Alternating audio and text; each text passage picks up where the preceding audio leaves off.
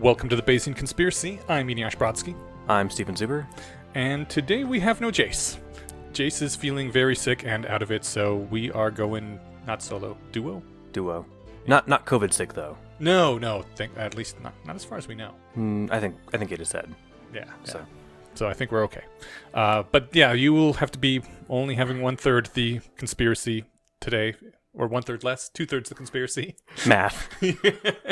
We're already fucked. I mean, Jace might be 2/3 of the conspiracy all by himself, so that's. I hope you guys don't have a terrible episode with just the two of us here.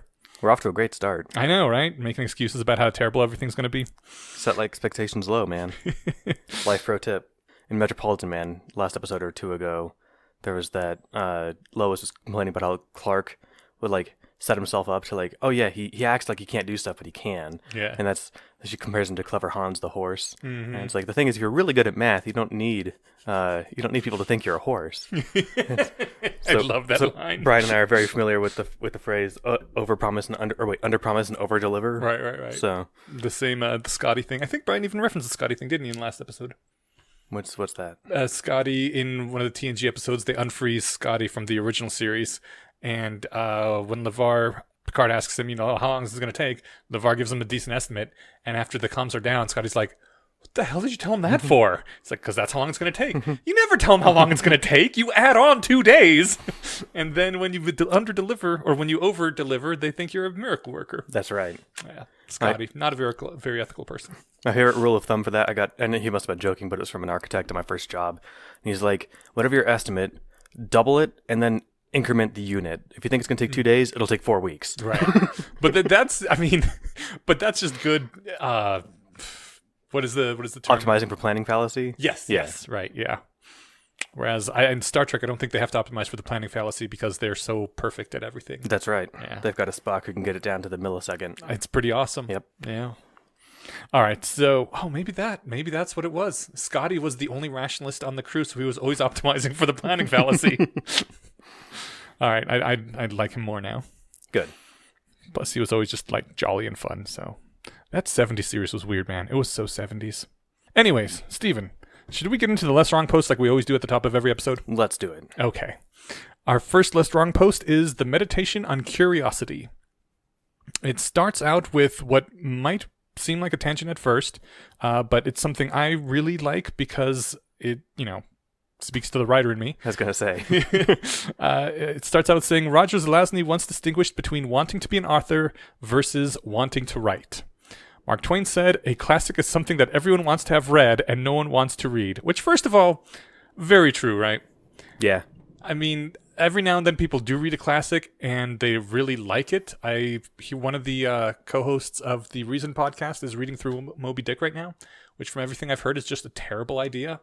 I've heard it's not a very good book as far as books go, but she's really liking it. So maybe there's something to be said for some of these classics. I think there's a difference too between being forced to read something and being pursuing it at your own interest. Yeah, that's true. And so much of the quote classics I was forced to read in school and therefore never read. Mm. And although I do remember an Omake chapter from Methods of Rationality, there was a 2-sentence summary of Moby Dick that I really liked. Was it revenge on what, the whale? No, I think I'd rather just get on with my life. Yeah. And I didn't realize until sometime later that the author, that was Eneasz Brodsky. Oh, cool. Yeah. That was fun. That was your first published short story. Was it? But no, I don't know. I think it also matters like who determines what the classics are. Like a lot of the classics of the music canon were just decided by people who I don't have a great deal of respect for, and same with the literature canon. Whereas like the classics of cinema are generally decided on sort of by popular. Well, I guess the Academy has some say in that, but a lot of the stuff when people tell you this is a classic, they mean like this is a great movie, and people would enjoy watching it. Yeah, it's just old. I mean, so it's a bit of a digression from the post, but like my thoughts on that, like. We watched Terminator 2. Yeah, and that's definitely an action classic. Like, this is a classic movie. And like, I don't know where the list of classics are, if it's on it, right? But like, when my wife hears that from me, she knows what to expect. Right. I'm like, 80s movies, this is the perfect 80s movie. Yeah. Buckle in, we're going to have a fun 2 hours, right? Like it doesn't mean that it's necessarily good, and even Although in this even case though it is, right? But like we watched, I mean, Predator actually was great too. I'm trying to think of like a bad classic that. Well, it doesn't matter. Point is, like that. And as long as I'm going to rant at the Academy, I don't think Endgame got nominated for anything. Right. And so that tells me that they're completely disconnected from the populace because it made the most money of any movie ever. Mm-hmm. And so I'm like, oh, so you guys aren't basing this on like what people actually like to watch and spend their money on. So what are you guys spending it on? What you like? Fuck you guys. Well, I know I've ranted about this before, but Pulp Fiction lost the year that it went up, and I think what was it, Forrest Gump won, which is a fine movie, but like you compare the two, and one of them is groundbreaking, and the other one is just a schmaltzy feel-good movie. And that makes sense why one would get nominated, right? Because who's going to stand up in front of the crowd and be like, no, you know which one wins?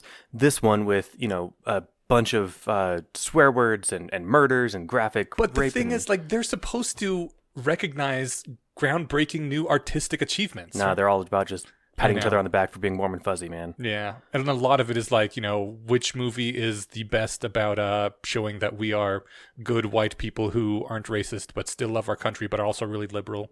I think that's why Forrest Gump did so well. I haven't seen Forrest Gump, but I know enough of the plot, and there's a subreddit I like called Shitty Movie Details, and it's like, I saw this yesterday, Forrest named his boat Jenny because, like Jenny, everybody be riding it. God, that is so fucked up. I don't know enough about Jenny other than the fact that I guess she had sex with lots of people in the movie or something. Nah, she was just a perfectly normal 60s chick who happened to be attractive. Fair enough. And then like she had to get punished by it by getting AIDS because it's that kind of movie. See, I haven't seen the movie. Yeah. All I know is that he runs long enough to grow a beard. Yes. I mean, it's like I said, it's not a bad movie at all, but it's certainly not groundbreaking. Yeah. It's more like, if you are a good American, these are the values you believe in. The other reference I know to it is from Tropic Thunder, but we can't go into that, so. Such a good movie. Okay, all right. Back to the post. Yes, wanting to be an author versus wanting to write, which are distinctly different things. I mean, and I can relate to that. And this is not digression. This is just another point from non-writer. There are lots of things like people want to be accomplished, but not to work to accomplish stuff, right? And like everyone wants to be respected and esteemed, but getting there seems hard. Yeah. It'd be great just to fast track and be like, look, I've got the respect and esteem of all my peers. Yeah. Well, and for those people, like the problem is like putting in the work, it's just work. Whereas people who just want to write or people who just want to noodle around on their guitar all day, they already want the thing that is going to get them that esteem. So it's sort of a byproduct. That's a good point. Yeah. Like most of the great guitarists are people who just love fucking around with the guitar for hours and hours every day. I wonder if there are musicians who really hate music that got popular. No doubt, like in the age where people are being selected as children, Britney Spears or something. Yeah. That probably happens, but maybe not as far back as like, well, I was going to say maybe not the 70s, but I don't know if Michael Jackson would have gotten into music if his parents hadn't forced him. I mean, the boy bands are a good example. A lot of the 80s hair bands were, one or two members would be really into the music, but you could tell a bunch of them were just in it for the girls and the money. And two good reasons to get into music. Right, yeah. But it's not going to lead you to make really wonderful art. Yeah, the lack of passion. Yeah, you're gonna just make whatever you think is gonna get the most radio plays. Anyways, long digression. Continues on saying, this is comparing to curiosity because that's what the topic's on. Eliezer says, criticizing yourself from a sense of duty leaves you wanting to have investigated so that you'll be able to say afterwards your faith is not blind, but it's not the same as wanting to investigate. Which I guess is everything we were just saying. Yeah, and it's a great distillation of it. Yeah. I think that this should have been on the back cover blurb of Rationality AI to Zombies, but I think he summarized Eliezer's writing perfectly when he said it has like some of the best information to word count ratio of anything I've ever read. Mm-hmm. That sentence is a perfect blurb for everything in this, right? Yeah. You'll want to be able to say afterwards that your faith is not blind because you have wanting to have investigated. Yeah, look, I did the work. Mm-hmm. Yeah, I'm a good rational believer in this. Yeah. Yeah, and he says that as long as that is your main motivation, then, you'll consider an objection and then a counter argument to the objection, and then you'll stop. Or maybe you'll repeat with several objections until you feel that you have done your duty, and then you will stop. As opposed to when you're really curious, you'll gravitate to inquiries that seem most promising of producing shifts in beliefs, or inquiries that are least like the ones you've tried before. Like you'll just want to know what's actually the case, and you'll keep looking until you're satisfied that you're as close as you can get. Yeah. And I mean, we were looking at COVID charts right before we started recording, and like the numbers in Colorado look great. I think even nationwide, there's a big dip in cases. You start vaccinating a bunch of people. It's amazing how that happens. I know, right? And like the holidays are over and stuff too, which helps. But it's so like But if I was motivated to want to see stuff like that so that I could go back out to restaurants, then like I might stop looking, right? Like, oh great, look, numbers are down. We only had 1,200 cases last week in Colorado that were reported.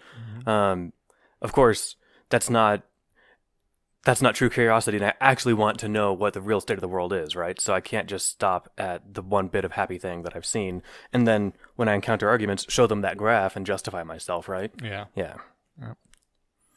I will say that I know I've made this argument before in our podcast, no less, but at this point we're going on, 4 years? At least. Yeah, maybe longer, so it may have been a long time. But we were once discussing religion, and it's been my position for a long time that you don't need to have any sort of necessarily anti-religion mimetic device.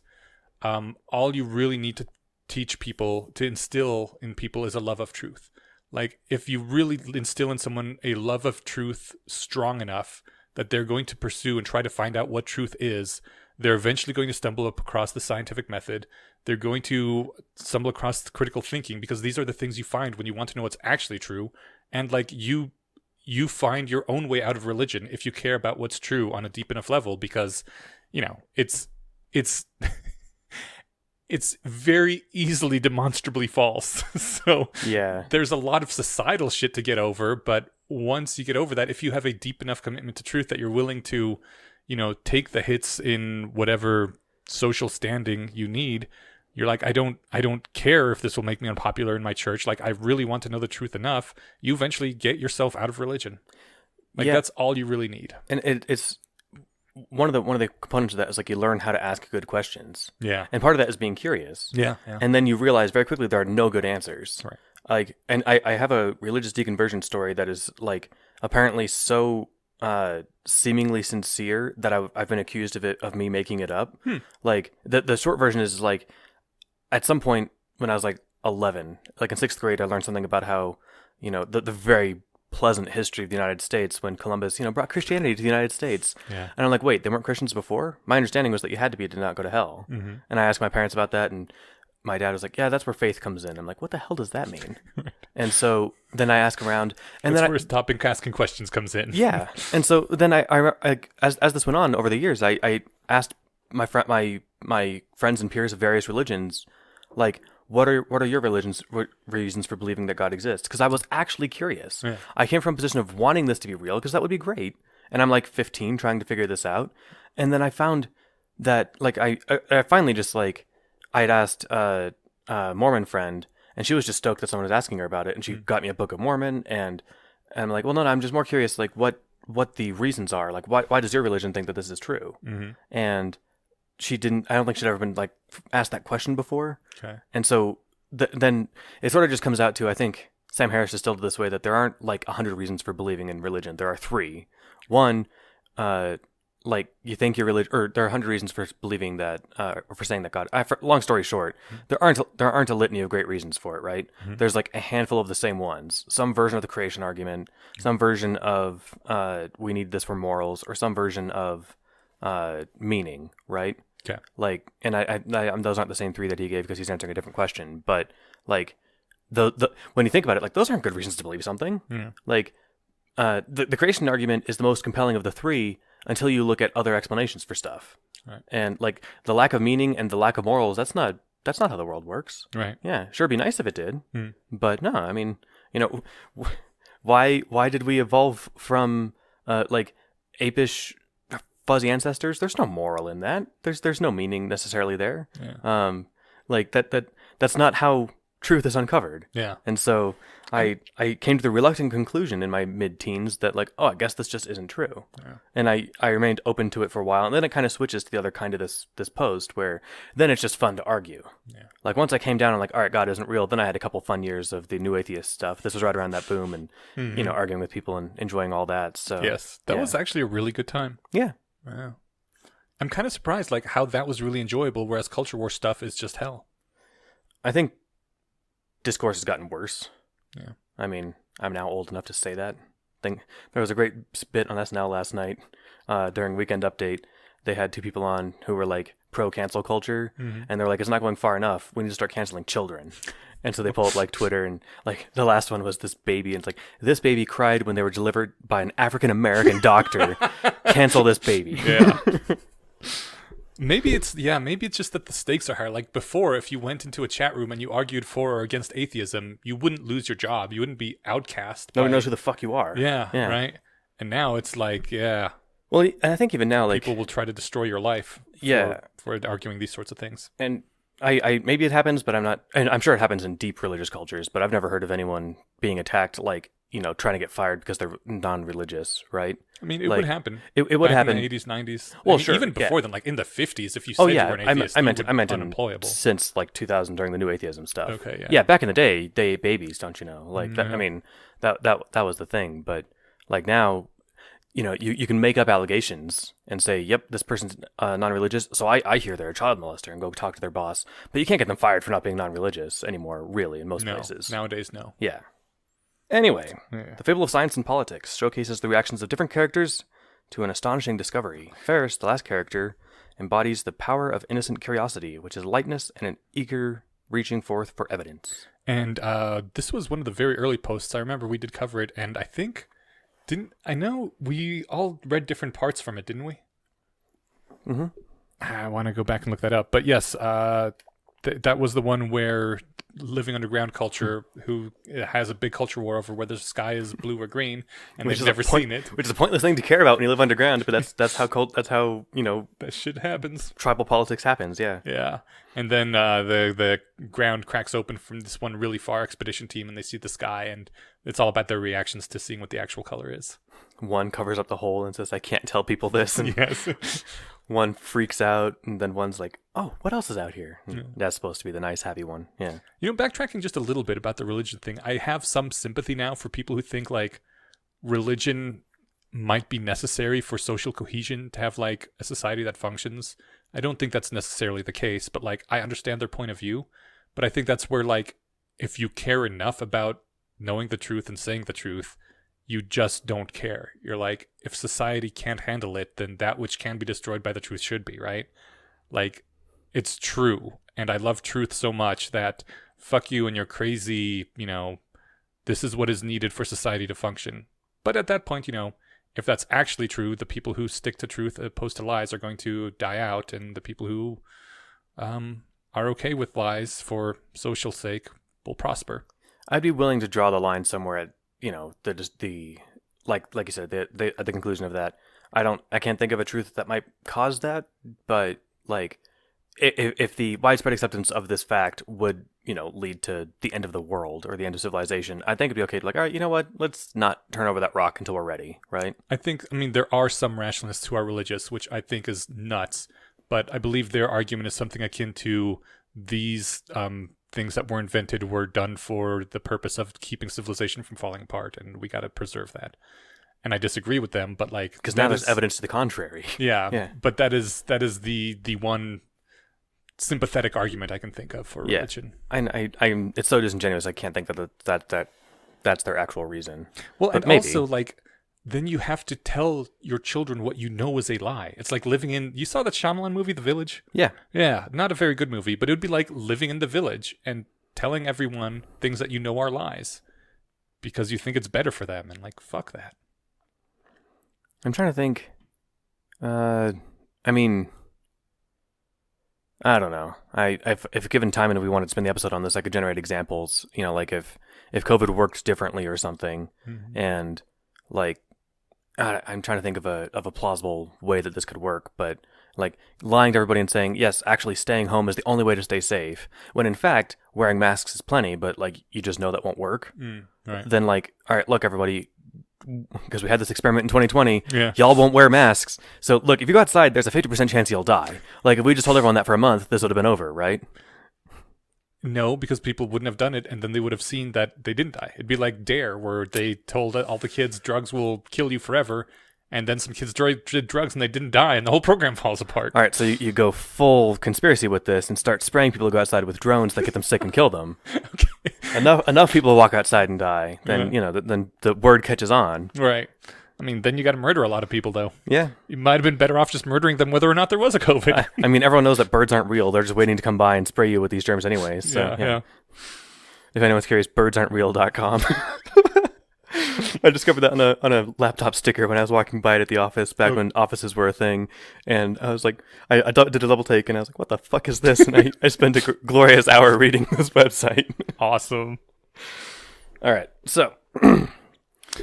he has a cool quote here. If in your heart you believe you already know, or if in your heart you do not wish to know, then your questioning will be purposeless and your skills without direction. Curiosity seeks to annihilate itself. There is no curiosity that does not want an answer. Which is just a cool quote. But then the rest of the post goes into, what if you're stuck in a situation where you just aren't curious about a thing, but you still feel like you have a duty to investigate? Like, what do you do there? I'm trying to think of an example of something that I really don't care about.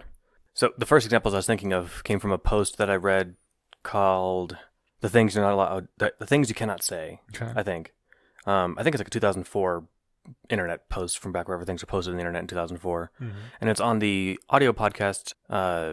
Shoot, it's on the tip of my brain. I'll find it. Anyway, it's a great thing, and it does like audio readings of lots of blog posts, not just from Less Wrong or Slate Star Codex, even though that was kind of the idea at first. But the podcast is called Second Enumerations. And it's not in the store. You got to go find the website and click the RSS feed to download it. And they stopped updating in 2017. But it did, I think, 16 episodes, and one of them was on the this post called "The Things You Cannot Say," or what you can't say. That's what it was. And so it's written from the point of view of a very curmudgeon-y professor at Cambridge or somewhere. So he gives like all these examples of. Imagine, think of the things you can't say for various reasons, like they're heretical or and he didn't use the word because it wasn't popular in 2004, but problematic is the word I would use now. If someone says that's problematic, then it's like, okay, that's a good lazy reason to, that's basically calling it heresy. And so think of the problematic statements that you can think of. Those are things that may or may not actually be true, especially the first things that come to mind, right? Like if there was a violence discrepancy between men and women, or an intelligence discrepancy between men and women, right, or between races, right. If there's any discrepancy between races, on anything really, and so like there are some places where you'd be like, yeah, it's racist to say that some people are taller than others, right?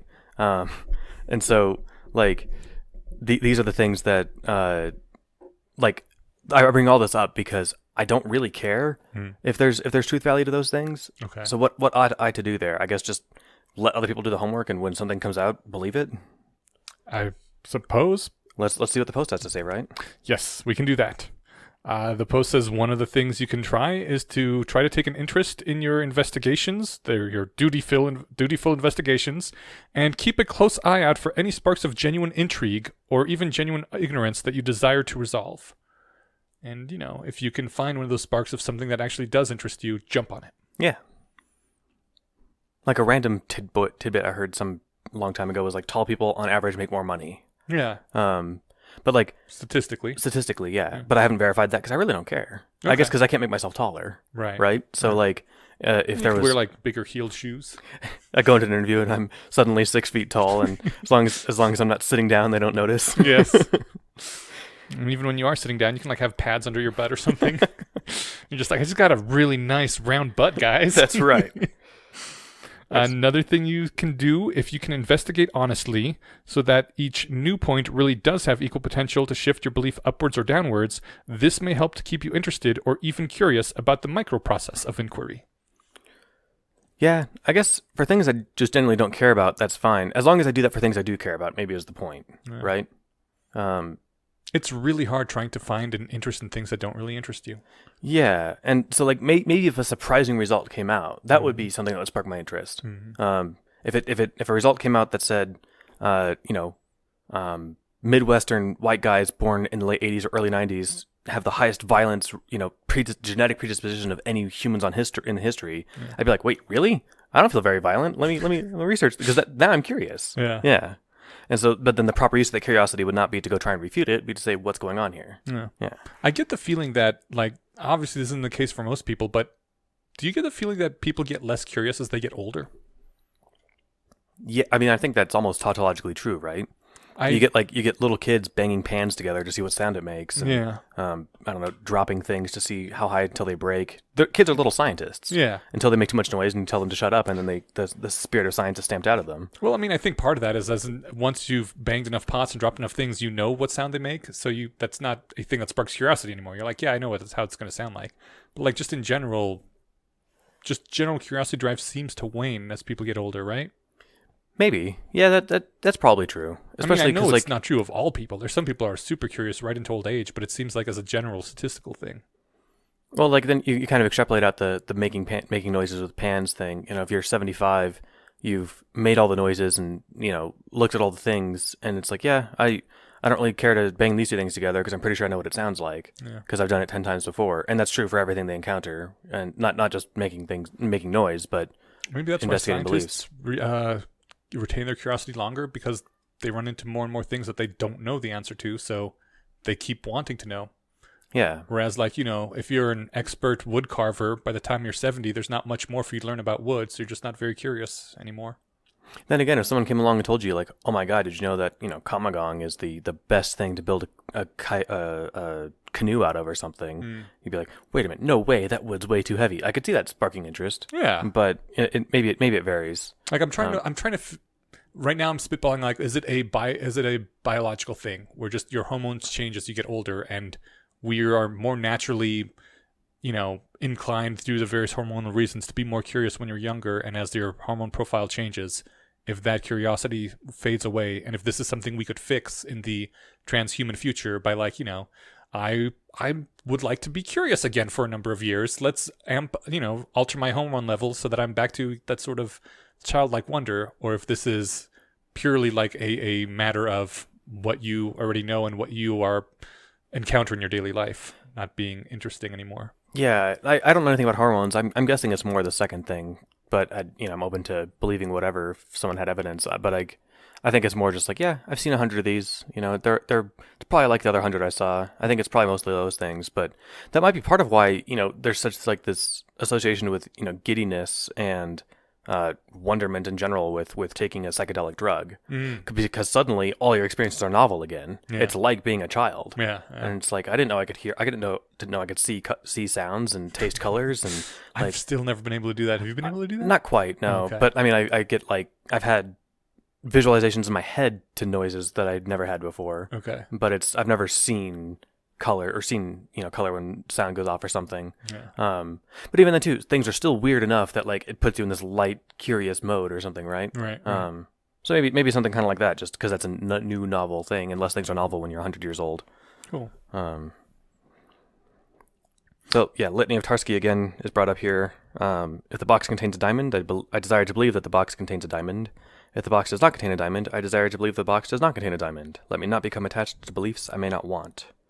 It's a good one. Meditate upon the possibility that there is no diamond, the subsequent advantage that will come to you if you believe that there is no diamond, and the subsequent disadvantage if you believe there is a diamond.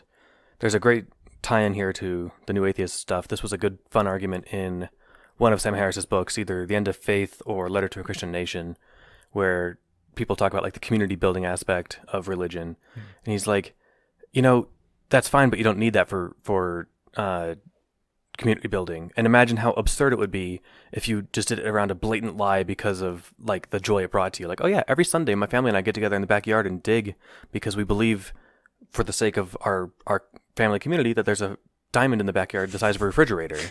And so we get together every weekend and dutifully dig in the backyard, and it's a great way to bring the family together. And like, how insane is that, right? So I like that they're also tied into diamonds, because yeah, diamonds are tight.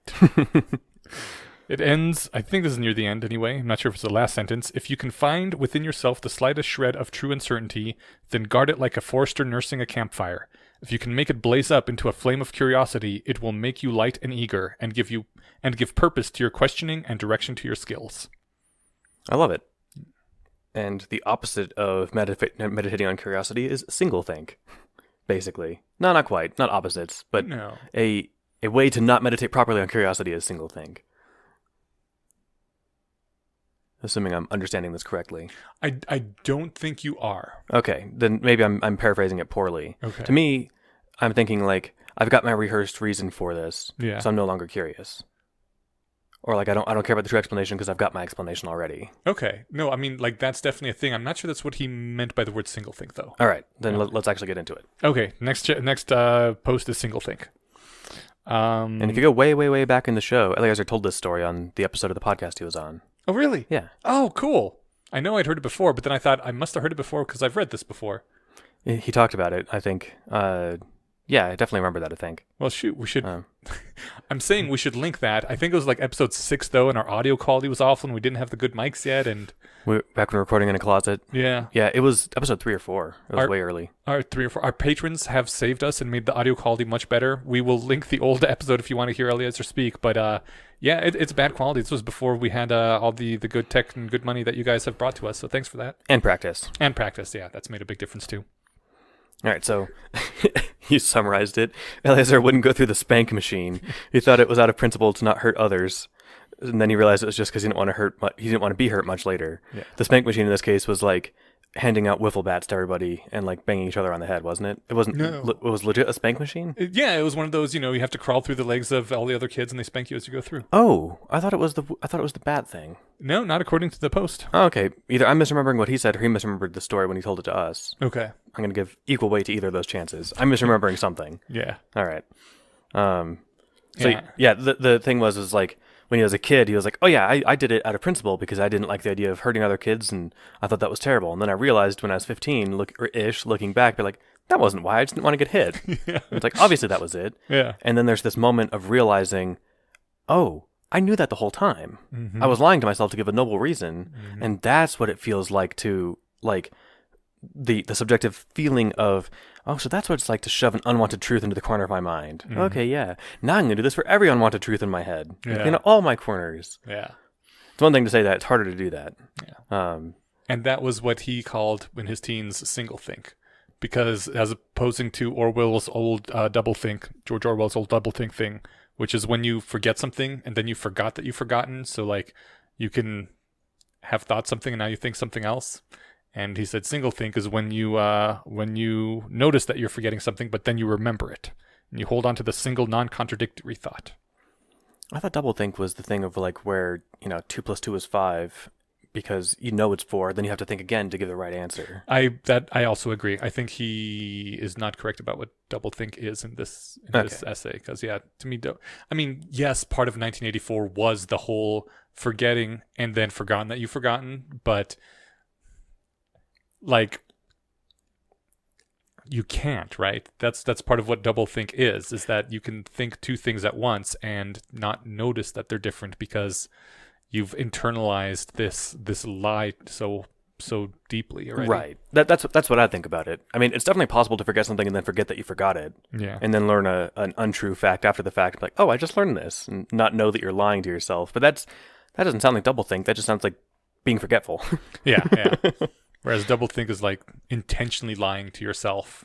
Yeah. And like reflexively lying to yourself. Yeah. So like your conscious mind never catches on to it. Right. But at some point you know because you have to, like Draco, you have to know what you have to excuse on some level. Yeah. This similar point is made in that essay that I mentioned on that other podcast, Second Enumerations, what you can't say by... It doesn't say. So... in the description for the episode. If I clicked it would, but yeah. Anyway, that's sort of exactly what he comes up with. It's like, yeah, you think of all these things, and then you think, oh no, I can't think those things. Yeah. And the single think was, I can't think those things after all. And so I should, because it's true. Single think was what? Just realizing that you had shoved a a truth into the corner of your head to not look at. I think singlethink was like realizing that you had double thought and correcting for it. Is Okay. a good way of putting it. All right, I can dig it. Cool. And yeah, you already said it. In doublethink, you forget and then forget you've forgotten. In singlethink, you notice you are forgetting and then you remember. You hold only a single non-contradictory thought in your mind at once. Right on. Yeah. Cool. That was a short one. Good. All right. So next time we've got no one can exempt you from rationality's laws and a priori. Or if you're British, a priori. Really? Or wait, maybe that's the English pronunciation. I don't know. I learned philosophy from a British guy on an audiobook when I was 15 named Colin McGinn. The audio series was called Eternal Questions, Timeless Approaches, Okay. I think. And who would say a priori? I think he said a priori. A priori. But I remembered him saying or a priori if you say it wrong or something. I can't remember exactly how it came, but yeah, when I was 15, that's what I wanted for Christmas was this philosophy lecture series from Barnes & Noble. You won that? No, I wanted that. Oh, you wanted yeah, that? So that's what cool. I got. Oh. I that makes me sound way like more ahead of the nerdy curve than I actually was. In other regards, I guess I was perfectly average 15-year-old, but I was really interested in that stuff at that time. Cool. I was 15 or 16. I mean, you were 15-year-old enough to get into a game of chicken with weird people in a different car, right? There's nothing philosophical about that, man. I'm just saying that's a very 15-year-old thing to do. You know, I reflect on this every time I think about my childhood and those random adventures. The fact that we never had to call our parents from the hospital or the police station blows my fucking mind. Yeah. And none of us ever got really hurt. You know, even if you fell off the car while car surfing, just light scratches. Oh my God! Yeah. You car surfed? Yeah. Holy crap! More Okay. often than it would be like where instead of standing on it, because that turned out to be very easy to fall. You'd hold on to the back windshield like a Terminator in the movies. Okay. And so you could get a grip around like the little rubber edges of the windows on either side, Yeah. and then feel your feet swing when they're trying to shake you off. And none of us ever fell off. Yeah. Yeah, we were dumb. Yeah, I didn't go that far. Maybe I was just boring. You're probably better for it. I like I said, I think we beat the odds. Yeah. All right, so there's the post for next time. What are we talking about this week, Inyash? This week we are talking about an article titled provocatively "Hate is the New Sex." And I think this is going to be an interesting discussion because of the way you described it when you first showed up at my place. What was it you said? I can't remember something about how it's entirely wrong and This is a piece of shit and I'm looking forward to destroying it. something like that. Yeah, Okay. I'm looking forward to ripping it apart. Yeah. So hate is the new sex. I thought made a interesting argument, and I don't know how I feel about it, but I think it's interesting enough to talk about for an hour anyway. It's interesting to talk about. Yeah. So Even things I disagree with, I enjoy talking about, totally. and maybe I'll come around. Maybe it'll convince me to be a more hateful person. No, you shouldn't be more hateful. What's the point of the post then? Is to not demonize hate? It's not even to Or to to undemonize it? not make it to not make it into the thing that is how you can tell the bad people from the good people, and we should get into the post, but Okay. it's certainly not trying to encourage anyone to be more hateful. Okay, maybe I misread it. Okay, All right. so it was written by John Michael Greer in 2017, and it starts out by saying that there's this disconnect. There's this idea that seems to be pretty prevalent in Western culture that it's an assumption that we make, which is a bad assumption. And he says there's a disconnect between one of this common assumption that we make about how to make the world better, and then the results of that assumption when it's put into practice. And we seem to never see these, despite the fact that they're constantly coming into conflict. It's almost like a selective blindness. So what he's saying is that the assumption that a lot of us make in the West about how to make the world better is that we have this conviction that certain human emotions are evil and harmful and wrong. And the way to make a better world is to get rid of them, one way or another. And that belief has been taken for granted throughout the industrial societies of the modern West, and it's been welded in place for a very long time. All right. I'll let you get this out, then I gotta put a pin in just that first thing. Go ahead, do that. All right, so once upon a time, I had a blog where I think I wrote on it every day for at least a year, maybe 2. Nice. And then didn't maintain it and deleted it eventually. Boo, you should have kept it back up. It might still be saved if I tried to log in again, but I don't. I mean, it's 10 years ago, Stephen thoughts that probably weren't that interesting. But this is the kind of thing that I would have read and then taken basically paragraph by paragraph and explained why I didn't like what this was. Okay. This is already setting up to be like strawmanning the fuck out of people. Okay, so I will admit that these first paragraphs are very strongly worded and uncharitably so, to the point where it's like you might it almost sounds like somebody, a nice new hot-headed 17-year-old atheist making fun of religious people. Yeah, this is not the way that you engage with people. No, on the face of it, it's obviously plain wrong. This is not literally the only problem in the world and how things have always been done, but like I think it is certainly an aspect of things that we do and is an important aspect. Oh, that's not the part I was thinking about. That it was the what you just said. It was the common human emotions are evil and harmful and wrong. You don't think that people think that? Some people might, but I think that he's engaging with the weak version of the argument. Ooh, I don't know. I think maybe this is where we agree or where we disagree, because I think that he's right when he says that a lot of people have this conviction. Okay, so that there's certain emotions that are evil and wrong. I guess I'm the equivocating, annoying religious person to argue with in this case. If we're going to run with the new atheist analogy, so the as the title of the post implies, he's talking about the emotion of hate. And also about sexual desire. Oh yeah, right. But as an example that we kind of overcame a bit, yeah. Mm-hmm. Historically, that was a thing, which seems to imply that in the future we'll be societally much more accepting of hate. And that's a desirable outcome, like it was with the sexual revolution. Right. And so, like, my position on hate isn't that it's evil and harmful and wrong and that people, shouldn't, good people don't feel this way. Mm-hmm. My conviction is that it's not a beneficial way to feel about stuff.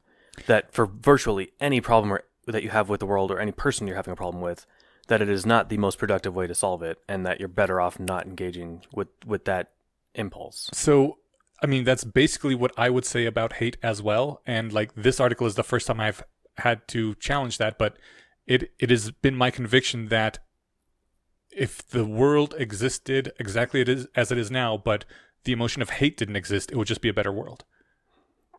I think that's true. Okay, so you do think there is an emotion that is harmful and evil. Well, because the world would be better off if it was completely scrubbed from existence. It doesn't have to be harmful and evil for it to be... If it has some good things, then the world wouldn't be better off with that, right? Well, I guess harmful and evil are two different things. Evil implies that it's this, I don't know if mosquitoes play an important part to the world ecology or not, but if they didn't, the world would be better if they weren't here. Yeah. But it might not be more or less evil. Like, mosquitoes aren't evil. I guess evil does imply intent. Yeah. Yeah. And evil has this heavy connotation behind it that's just, let's keep rolling with it, because I'm curious, like, if in a world without hate, it's not that we'd all be lovey-dovey and accepting of everybody, and there'd still be ways to disagree, mm-hmm. but you'd do so productively. You wouldn't disagree with the enemy because they're the hated outgroup and fuck them, they're all monsters. Right. Imagine how much further you could get with deliberations with the people if you didn't immediately disown them and discount them as hateful monsters, right? I mean, I agree with you 100%, which is why I like this article, because this article keeps making the point that I'm wrong about this, that I agree with you that hate is awful and the world would be better without it, and the fact that we treat hate in that way, it leads to some serious dysfunction, I think is what it's saying. All right, let's keep rolling. Okay. So he says, these days hate has roughly the same role in popular culture that original sin had in traditional Christian theology. If you want to slap the worst imaginable label on an organization, you call it a hate group. Is this correct? Yeah. I think so too. Totally. If you want to push a category of discourse straight into the realm of utterly unacceptable, you call it hate speech. Check. Yeah, seriously, generally, even people I know who are very much like pro-free speech in every single way, they're like, except hate speech. We need, an exception for that. That should not be legal. And so he's correct about that anyway. And it works from both sides, too. Yeah. I mean, it's easy the easiest way to, if everyone's mind isn't going to politics like mine is, I'm on the right, people are trying to cancel. If you're on the right, your perception is that people are trying to cancel Christianity, and these people just hate your spiritual convictions and your right to bear arms or whatever it is, right? Yeah. And they hate you for liking those things. They think the same things about us that we think about them, right? Yeah. Yep. He says, if you're speaking in public, I want to be sure that everyone in the crowd will beam approval at you. All you have to do is denounce hate. And so I think we are on board that all these things are true. And he asks, what happens when people decide that some common human emotion is evil and harmful and wrong, and decide that the way to make a better world is to get rid of it? Again, I don't think he ever doesn't lump evil, harmful, and wrong together when he talks about it, which is part of what makes this hard to dissect, right? Because then it's easy for him to Mott and Bailey be like, oh yeah, when I say evil and wrong, I don't know what those words mean, like in the context of me hating somebody. Like, well, I kind of get evil, but like, what does it mean that it's? I mean, I get those, but if I just say it's harmful or even wrong, like any one of those on their own is a different claim. Okay, and so. That's sort of my thing. Well, I mean, could we agree that hate is a common human emotion?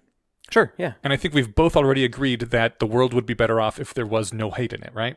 I mean, like that is probably, yes. That is something I've always held. And like part of my case for this, other than just my own personal level of how I live my life and how happy I am, like compared to being a hate-filled person. Yeah. I don't remember a time where I was really hate-filled, like utterly, but I know the emotion. I'm not like some saint. But like this is the trend that has led the world to be a better place. Is that we're less about as a society rallying behind hate and hating the enemy and stamping out those horrible wrong religion people crusade style or those horrible wrong politic people Vietnam style, right? That seems to be just purely a progressive move, and this seems like the way that we're going, right? And the world's a better place for it. Yeah. I very deeply agree with you on an emotional level, but I think actually there are some positive uses for hate, which we can get into later, and why the world might not be better off without it. Those will be the crux of, I think, of the argument here. Yeah. I mean, that is... That one major crux for me, yeah, but I don't think, for me, that's not the major crux, because for me, the thing is... even if we were to admit that the world would be better if hate was expunged from the human psyche, like, what happens when people decide that the way to make the world better is to get rid of hate is the problem, because you can't expunge it from the human psyche in the non-transhuman future.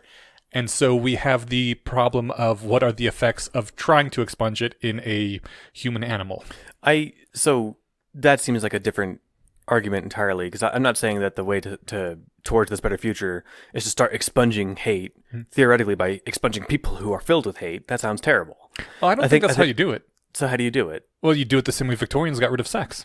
Well, all right. I was thinking more like you aspire yourself. The same way Victorians aspired about sex. But they also aspired to make everyone else hate sex. Yes. Right? Okay. Just like we want to make everyone else not be hateful.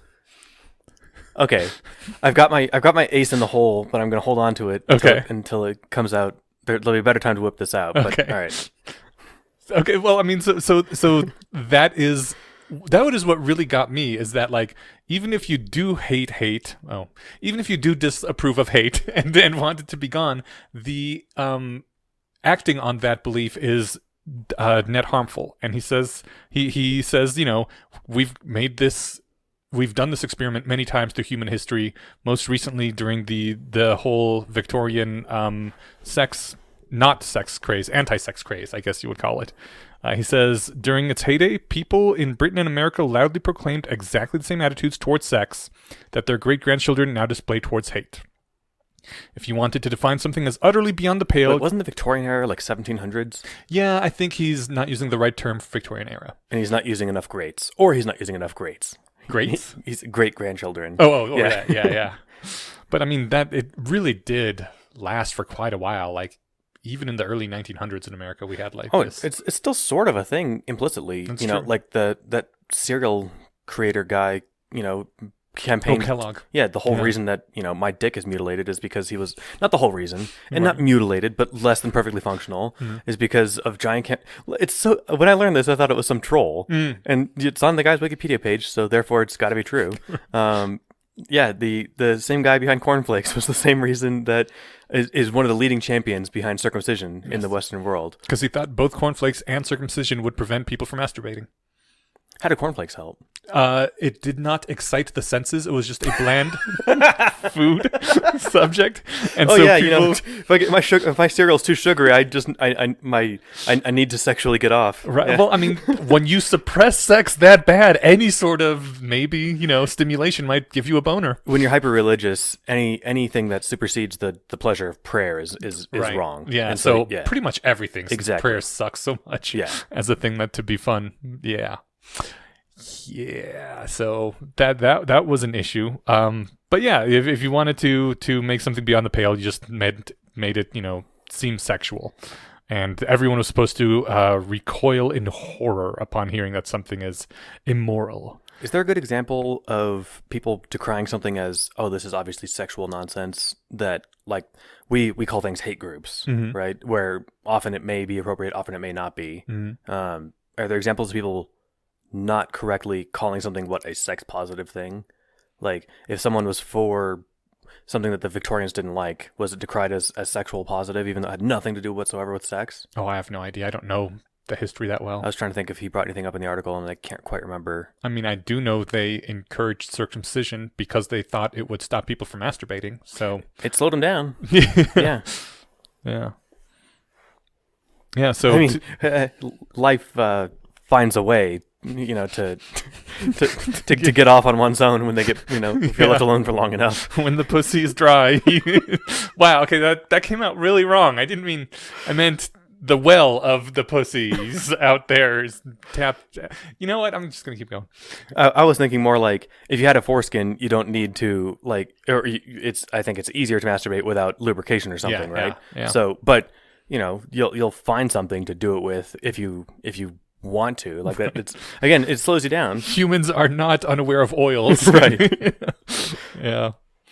Yeah, he says the Victorians' hate was an ordinary emotion that most people had under certain circumstances. But sexual desire was beyond the pale. It was beastly, horrid, filthy, and so on. But the problem was that insisting that sexual desire was beastly, horrid, filthy, etc. didn't make it go away, or deprive it of its substantial role in motivating human behavior. It just meant that people got hypocritical about it. They pretended they weren't getting sexually aroused and acting on their arousal, when in fact, that's what they were doing. And he makes the argument that hatred is the same way. That no one can admit when they hate something and they are being motivated by hatred, so they pretend that they aren't hating a person or a thing or an idea or whatever, and they aren't motivated by that, when in fact they are, and that leads to all sorts of dysfunction. Okay. Much like the Victorians had. It might be time to whip out my trump card here. All right, I'm thinking whip out the trump card. Well, my first before that, I'm just thinking like I always hate this kind of mind reading argument. Okay. Like this is the same thing. The religion example keeps coming up. They would say if you're arguing with a disingenuous religious person, they'd say, "Oh, you just hate God. That's why you're not religious." And it's like, no, that's really not it. Right. And you pretending to know my mind better than me kind of annoys me. Yeah. So that's what he's doing here. So someone who's actually out there espousing a life of positive emotion and love over hate. Oh, he's saying, oh no, they're really motivated by hate. Well, no, I mean, I'm sure there are people like that who really are like the, hippy dippy Jesus types. And I mean, I've even met some of them. But there's also a lot of people who I have also met who are like, love conquers all and love is love and, all about inclusion and everything. But really, really hate certain people. Really, not just certain people, but like just entire large swaths of the culture. Yeah, I know exactly the kind of thing you're talking about. Yeah, and they're even the kind who can espouse truth and love in one sentence, and then before they finish the breath, immediately turn on some group that they, vociferously and passionately hate. Yeah. And yeah, so those people, we're not mind reading, we're just watching them. Right. Yeah. Exactly. Okay. Like you can tell those people. Often they're the people that say, this person slightly to the right of me on the political axis is a Nazi. Because, first of all, it's okay to kill Nazis. And so anyone who's to the right of you that is a Nazi, now you are saying it's okay to commit violence against them. But no, we're all about love. We just can't tolerate intolerance. Yeah. Like, you know the people I'm talking about. Oh, yeah, no, yeah. I absolutely do. I'm just thinking, like, it's always brings to mind the question of, like, I wonder what form their intolerance will... or their lack of tolerance will take. Yeah. I await a knock at the door. Right. Yes. I think that's a line from the End of Faith too. All this religion talk put all those books back in my head. All right, we'll so all right, I now that he's not doing mind reading and he's just, reading what people are saying, all right, I can move past that. We'll keep going. Okay. Well, I so yeah, like the culture is a pretense, right? Mm-hmm. The hypocrisy, the evasion springs up to allow them to vent the unacceptable emotion on some set of acceptable targets without admitting that they were doing so. Yeah. And that's exactly, that, I mean, imagine, and this is the annoying part of this too is like, and I'll never not, like, it seems like every time we talk about something fun and engaging like this, I'm reminded of Dan Dennett's quote, "There's nothing I dislike more than a bad argument for a position I agree with." Yeah. And so like, or even like bad representation of an argument that I agree with. And so like, I'm a big fan of all gender and trans inclusivity. And I found that in many cultures where they're also big fans of that, they're some of the most hate-filled people I've ever met. Yeah. Yeah. And so like they apparently care about the same thing I care about. And then they turn around in the next sentence and say, we should curb stomp to death the people who don't agree with us. And I'm just like, holy shit. And like, not even, I mean, yes, that too. But okay, so this has been something that's been mentioned on the Discord recently. That the running joke is like every group that ever exists needs some sexual minority to beat up on.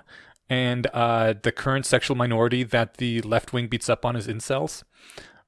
And, it's sort of said tongue in cheek. But on the other hand, yeah, there's a sexual minority. They're people who either can't get laid or feel like they can't get laid and therefore have stopped trying. And they are just absolutely hated by the people, a lot of people who consider themselves liberal and, full of love and anything. Like, you bring up incels. Like, incels are their go-to, this is the group we hate and they are the worst group in the world. Like, everybody even worse than Proud Boys, generally. Everybody needs a sexual minority to hate on it. I didn't think of it that way. Yeah. I guess I have, like, I don't know a lot about the incel community. Like, I think that there's the strong version of it and then the weak version. Like, there are people who are just textbook involuntarily celibate. Yes, I'd love to have a partner. I don't have one. Yeah. Like, that's textbook incelism, right? I mean, part of the problem with the incel community is a lot of it is super misogynistic. Well, so that's definition 2A or 1A or 1B, right? Yeah. Like that's the second part is like it's not merely that they can't get laid, it's that they're crazy pissed and then they've turned that into, oh, it's because women suck or whatever, right? Like that part's insane, but like and some people, I guess they find a culture to rally behind that shares the similar frustration, right? Right. And so I guess all that's true. But I mean, like, I've recently managed to give up my hatred of the incels too, just because I guess I'm committed to trying not to hate things, which probably means I'm fucking something up really bad in my psyche. If this guy's right. Right, if this guy's right. But yeah, there's no better a group than if you want to see real hatred from someone on the left wing than just mention incels, and they will, but they won't say, Or transphobes or whatever, right? Yeah. Like, I remember I went to the Women's March in 2016. Okay. And even on the ground, in the throng of thousands of people, I heard people complaining that it wasn't inclusive enough.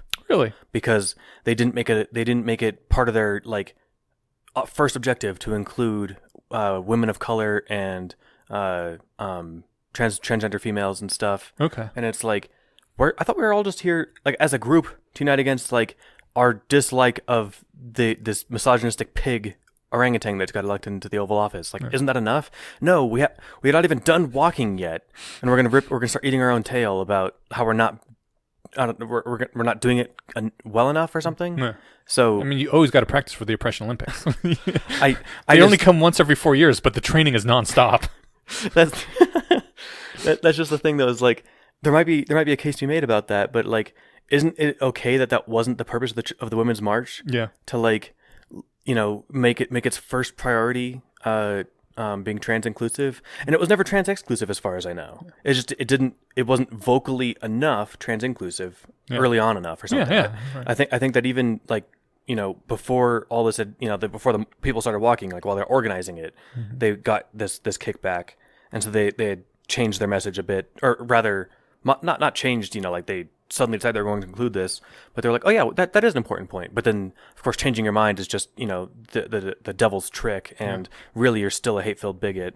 And like, It's like, wait, I acknowledge that I was doing this incorrectly and not sufficiently before. Now I'm doing it more, but you're saying that proves I'm being wrong here? Like, I don't quite get it.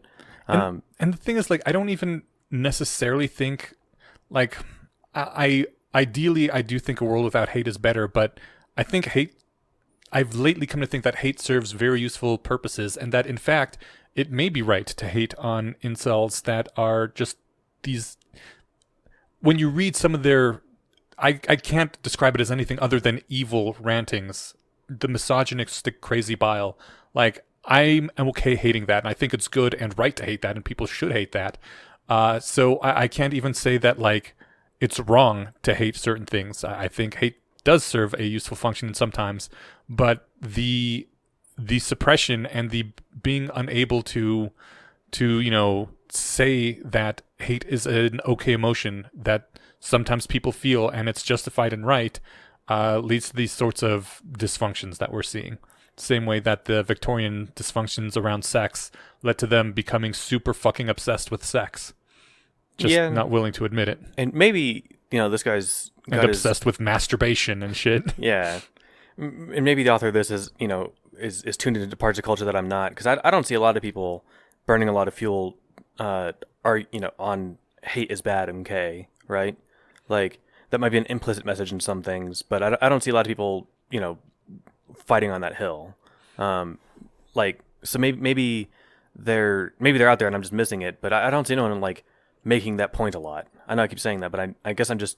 Who is he talking to? Well, he's talking to the people who say that the best way to make a group an outcast from society is to label them a hate group. Yeah, for sure. Or the best way to silence speech forever is to call it hate speech.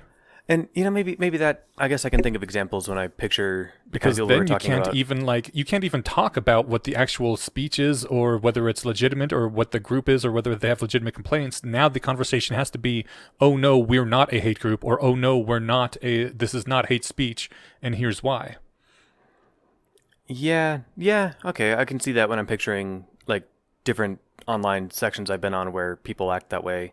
And, like, I haven't spent a lot of time ingesting the, incel memos. I don't imagine I have the patience for it.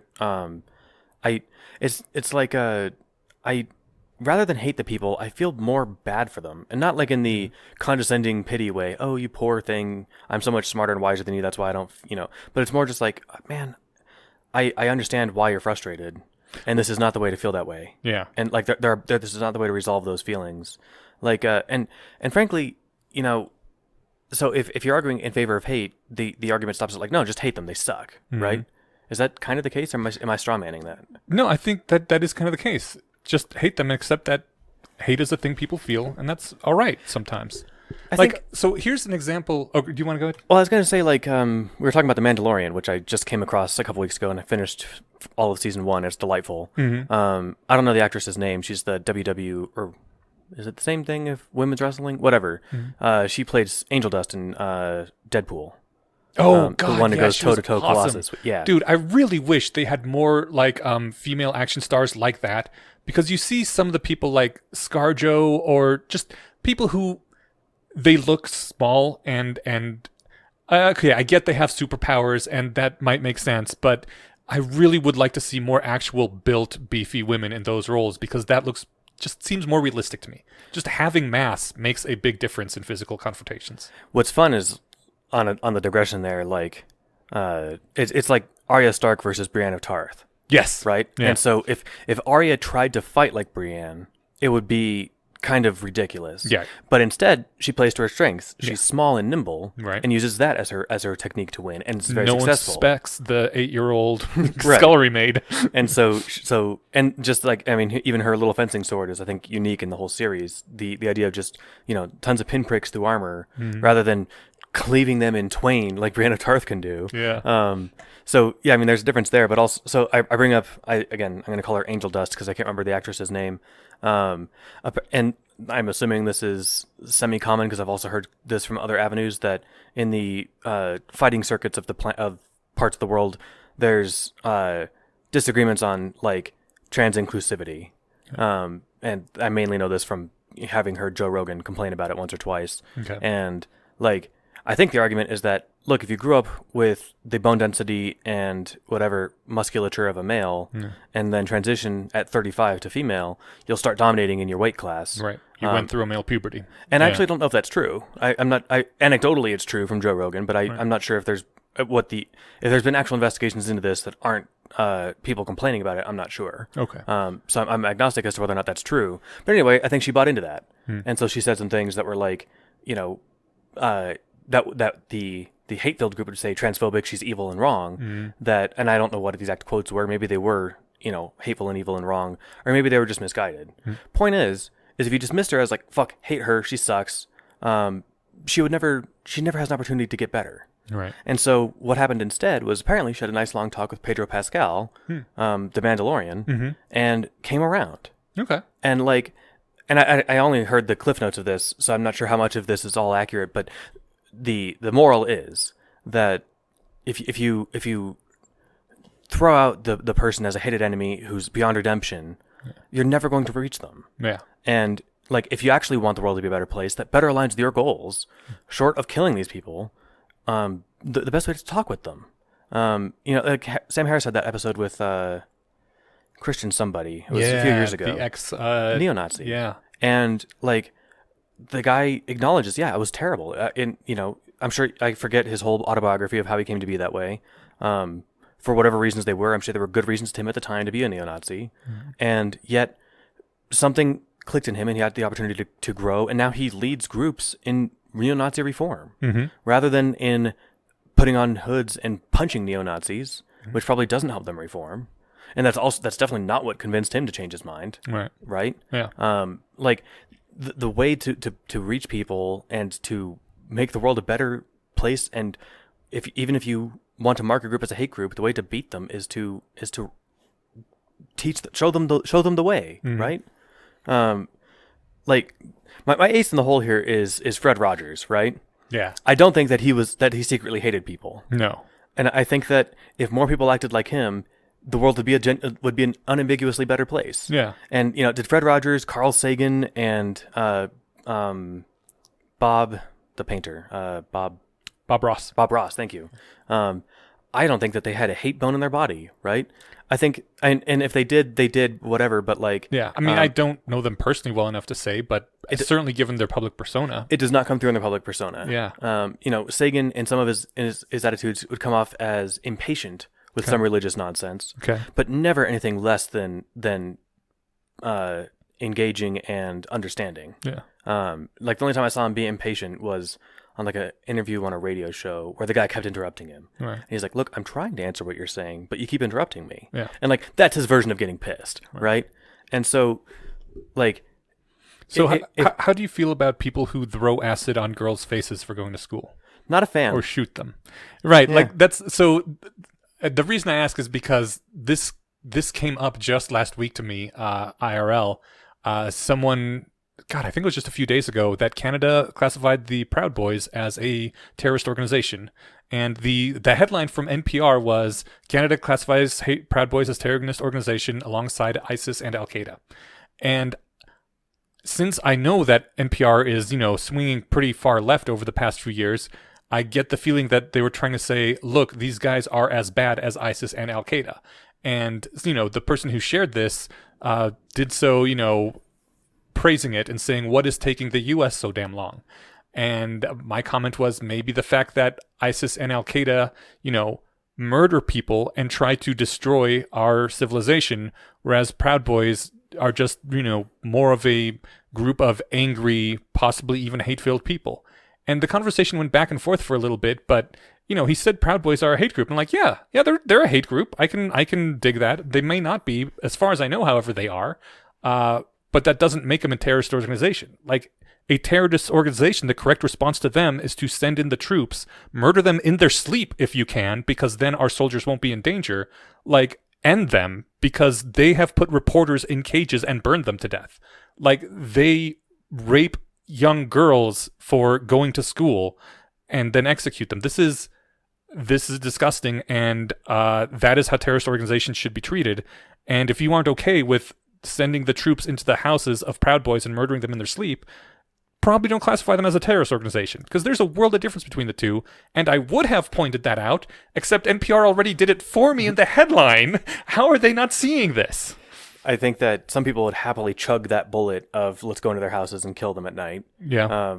So how are those people possibly not hate-filled if they're willing to say that's... yeah, they're definitely Okay, right. okay. All right. Yeah, I mean, or they're, I mean, you know, it's possible to think that the right thing to do is to sneak into the bedrooms of everyone in Hamas and kill them or something, right? Mm-hmm. But not do that with hate in your heart. It's possible. No, it's possible I'm to think okay that you're doing doing it with hate in my heart. I'm just saying it's possible. You said, how is it possible? Okay. Like it might be like, look, yeah, this sucks, but it's the best thing we can do, right? You know, if when Harry wanted to guillotine all the blood purists, it probably wasn't from a place of hate. It was Right. like, you know, this would make the world a better place, and Yeah. I'll bite that bullet if I have to. Yeah. Then it turns out that biting that bullet was not nearly as tasty as they thought it would be. But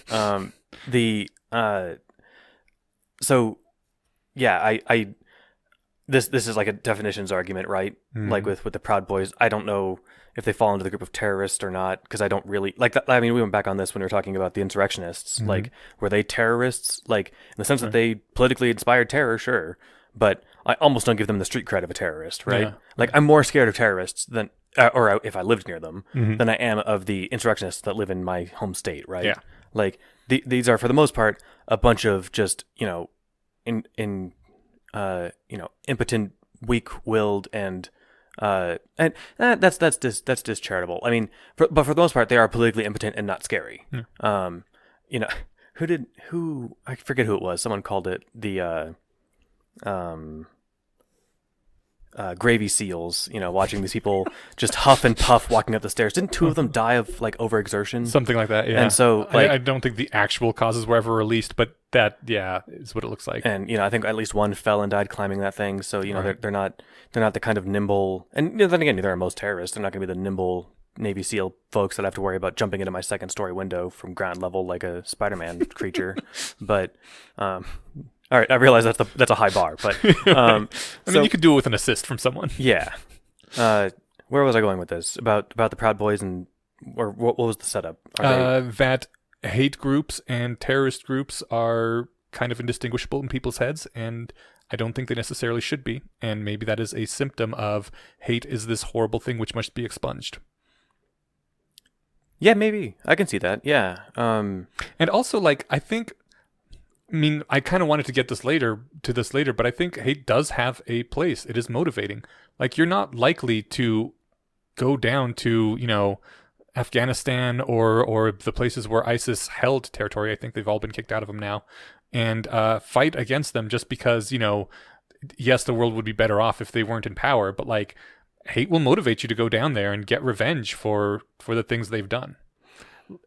Yeah. As I know, this was off the air, we were talking about this, but when you were saying about if someone tried to sue you out of absolutely ridiculous, grounds, and I would fantasize about violence. yeah, well, not only would you fantasize violence, but even if you didn't resort to the violence, the fact that the person I was talking about settled for you know, a certain amount of money because they were like, yes, this is a completely ridiculous lawsuit, and if I went all the way to court, I could win, but we've already spent so much money that it would be cheaper for me just to settle now than to keep going. Whereas if you are incensed and angry, you will pay extra costs just to take them to court and make them lose, because fuck those fuckers trying to sue you for literally made up reasons. And that is, I mean, that's vengeance. That's hatred, right? Yeah, I mean, I don't want to equivocate like a strong sense of justice with hate and vengeance, but it almost kind of is. Yeah. Maybe. But that said, this guy actually lost, right? You're the guy you knew that settled. No. No, he lost. He lost all the costs to settle to get this taken care of because he didn't want to win. But he 'Cause won winning in was monetary costly. terms because it would have cost him even more to keep fighting. I thought that if you win, and maybe I'm not a lawyer, I thought if you won in court, the loser has to pay the costs. As far as I... Or not the loser. Yeah, if the yeah. claimant makes if they make a claim against you that you win, they have to pay your court costs. Like, as far as I could tell, that was not going to be the case in this particular thing. Oh, then in that case, it makes perfect sense. I was under the impression that he just was tired of fighting and didn't, you know, was...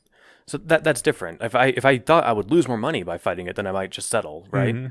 But if I if it was just a matter of me being worn out by it, I feel like I would be righteously indignant enough to never be worn out to fight this, right? But given the fact that you would lose more money by fighting it and winning than you would just by giving up and giving into their demands, would you keep fighting anyway? Well, that was where my misunderstanding came from. I thought that he forsook making back his losses just to get this out of his life. Yeah, right. And so, I mean, at also that point, putting a lot of stress in your life is a cost as well. yeah, exactly. So that depends on like how much money. You know, if the And difference then was, you were like, what if they accidentally slip and fall on a sledgehammer? yeah, I mean, I was being tongue in cheek. I'm not a violently impulsive person, but you start fantasizing about that shit. well, I mean, somebody doing something so egregious and terrible so like, I was talking with coworkers about this. Some years ago, my grandmother got scammed on the internet. You know, some pop-up, you got a virus, call us, give us your credit card number. Yeah. And they took like $140 from her, or maybe $340, like a not insignificant sum for her. And like that again, I'm not an angry or violent person, and yet I remember what I am capable of feeling those things. When somebody robs my dear old grandmother out of her money that she needs to live. You know, she budgets to go to pay a doctor's copay, right? Like, someone stole fucking money from my grandmother. Are you kidding me? Yeah. Love to spend an hour with you in a basement with a baseball bat. Like, those are the joking thoughts that come. I don't know if I'd beat this person to death if I met them. I'd probably tell them Maybe they just suck. halfway. I would tell them that they suck, but they know that. They're okay with it. So, like, this is the kind of person where, like, but, you know, then again, I've got to ask myself, like, what is the value of hating this person versus some other way of handling it? Right. In the abstract, there's no point in hating them because I have no idea who they are and they're unreachable. You know, they're half a planet away probably. Yeah. So like, I gain nothing by being angry or hateful about it. You know, and I certainly, you know, don't gain anything to prevent this from happening in the future by being hateful or angry about it. I mean, maybe you do. I didn't in this case. I just explained to her, like, you never click these. No one will ever ask for your information. No one will ever ask for your password. And another thing, just keep in mind, none of your grandkids will ever call you asking for a wire transfer. Yeah. So never do that. Yeah. Like, you know, so it doesn't take hate to motivate that. It's just like some incident that inspired like, oh yeah, you need, it's funny because like if enough hate-filled people went and found and got some sort of revenge, it might discourage this sort of behavior. They might, yeah. I mean, you know, there are. I mean, there's a reason hatred evolved. Yeah, but I mean, there's lots of negative things in us that evolved that we probably don't want to keep around. There are, yeah. I think it's one of those things. Like, do you want to foster this? And that's not necessarily. Well, do you want to also accept in the transhuman future that a certain amount of people in second and third world countries will just scam a certain amount of first world people out of their money because the first world people have a lot more money and sometimes are gullible, and we won't do anything about it because we no longer have the hatred motivation to stop that? I mean, are we just willing to accept that cost and have that redistribution of wealth via fraud? In the transhuman future? Yeah. I mean, I feel like that's a pretty contrived example. Right, because we wouldn't have scarcity in the transhuman future. And we'll have better internet security or something, right? Damn it. But the point taken, like, you know, is this an emotion we want to take with us to the stars as a species, right? Like, well, yeah. I mean, probably not, but it has useful aspects. If we came across a spaceship full of baby-eating aliens, do we hate them for what they do because they're terrible, or do we just stop them? I wouldn't, because it's their own species they're eating. I might be disgusted. Yes, I mean, I'm trying to think something in Star Trekian terms or something or whatever, right? Like, if I found out they were eating our babies, I might hate them. Yeah, I don't know. I guess So the point of his essay, maybe this is part of my issue with reading it, was I was like, oh, this is going to be juicy to tear apart. Then maybe I missed some of the point. He's not arguing that we should all, like, take a more laid back position to hate, or is he that, like, this is natural, feel it, it's totally normal, you know, don't shut this emotion down. Yeah, it's not that don't shut this emotion down, because you shouldn't. He even says at the very end, I don't want a more hate-filled world, but repressing it leads to, like, one of the things he said is that the way people flocked to Trump and just, you know, were absolutely devouring everything he did was the same way that Victorians would get in trains and travel for hours or days to see these crazy, flagrant sexual expressions and just be shocked by them. They're like, I'm so scandalized this is happening. Or as Fox News would sometimes do, like, these spring breakers are going wild and showing all these gyrating hips and shit. It's the same kind of thing. Like, people would just flock to watch the hate and denounce it, but, you could tell they were getting off on it. Getting their outrage porn was expensive and time consuming back then. Yeah. Now you just need to scroll through Twitter. Yeah. Okay, so, I mean, outrage porn might not be nearly as big of a thing if people did not suppress hate as much. Like, is part of the problem with the culture wars the fact that people are trying to suppress their hate, and it's coming out in these culture war ways where we tear the hated outgroup to shreds, even though we're not willing to say that, because we're trying to suppress all this hate as opposed to acknowledging that it is a thing, and it's just a thing normal people feel, and it doesn't make you bad to hate people or things. I think most of the exposure I have to these kinds of people is from like one place that I've seen on the internet. So like it's hard for me to like know if they're a general example or if they're an edge example. Mm-hmm. But I think they wore their hate proudly on their sleeves. Okay. And so I don't think that I don't think their allergy to hate, if they had one, was at all part of the problem. You don't think it was part of their constant, like, but we are the people who love others and are accepting? I think that wasn't the side effect? I think that they stand up proudly and say, we hate all these outgroups. Yeah. And that they would love to have badges that said that. Okay. And if they didn't, I can easily imagine it, right?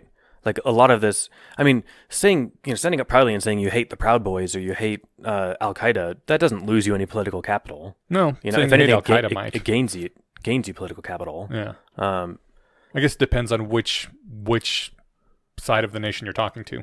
If you're talking to either side of the nation in 2001 or 2002, earned you points by saying we hate them, right?